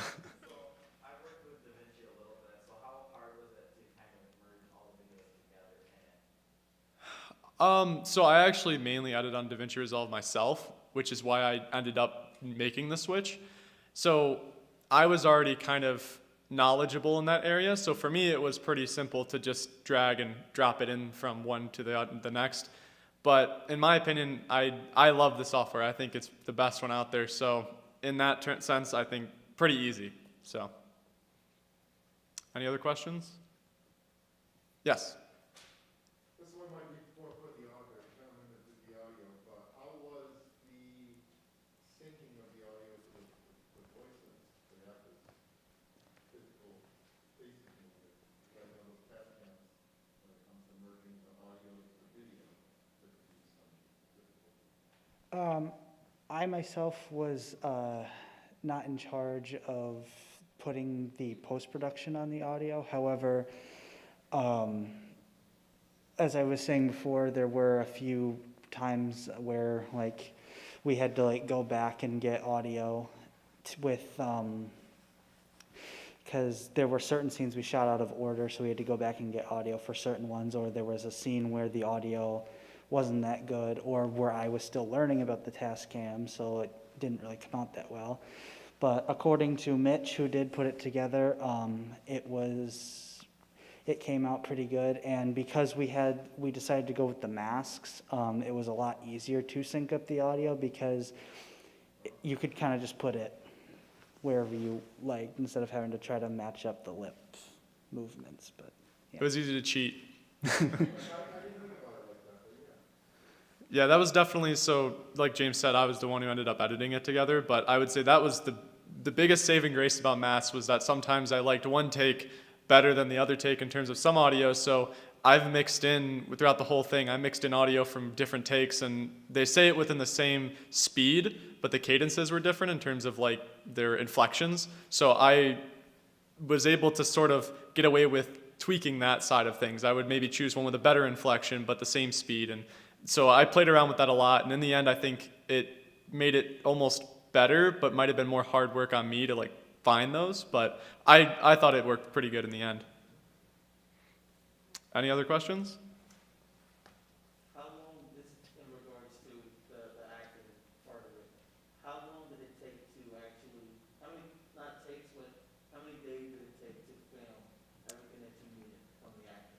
We shot the whole thing within about 3 days, which we had originally planned for 4, and then also planned for overflow days, but like we didn't even hit the full 4 days. So what we did was it was a Friday that we had them come in and we recorded Foley audio instead. So it really only took them about 4 days with actors in some sense here with us to capture their full, including audio, performances. So when you say audio, you mean they did voiceovers? Yes, for some sections. Okay. Or like some Foley sounds of like footsteps or, like doors, door handles or something. So just a lot of like Foley audio that we could replace in post. That's great. Thank you. Yes? What do you plan on doing, all of you, after you graduate? I'm planning on going into video production and design, and I'm going to open up to these guys.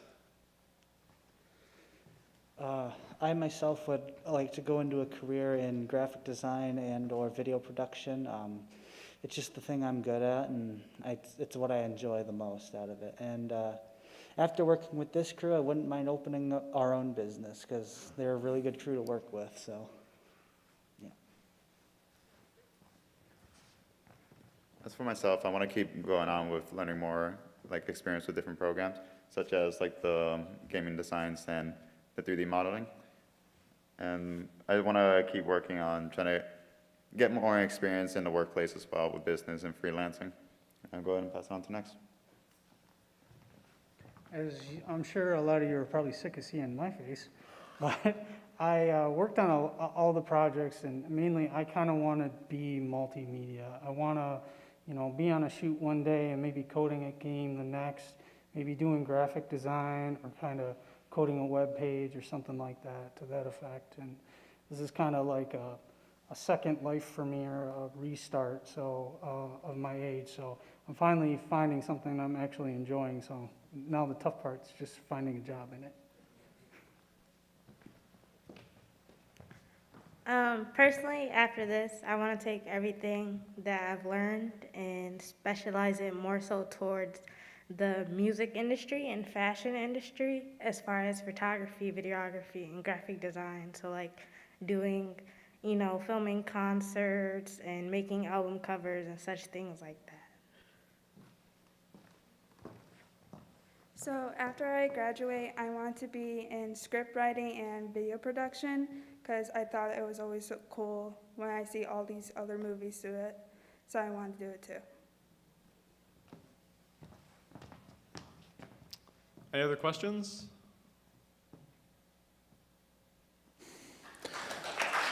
Thank you.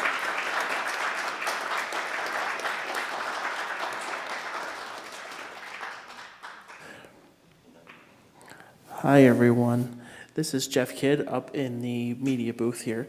I just would like to pass on all of the congratulations and accolades that the viewers on YouTube have for you all. You all have done a fantastic job. Congratulations. So,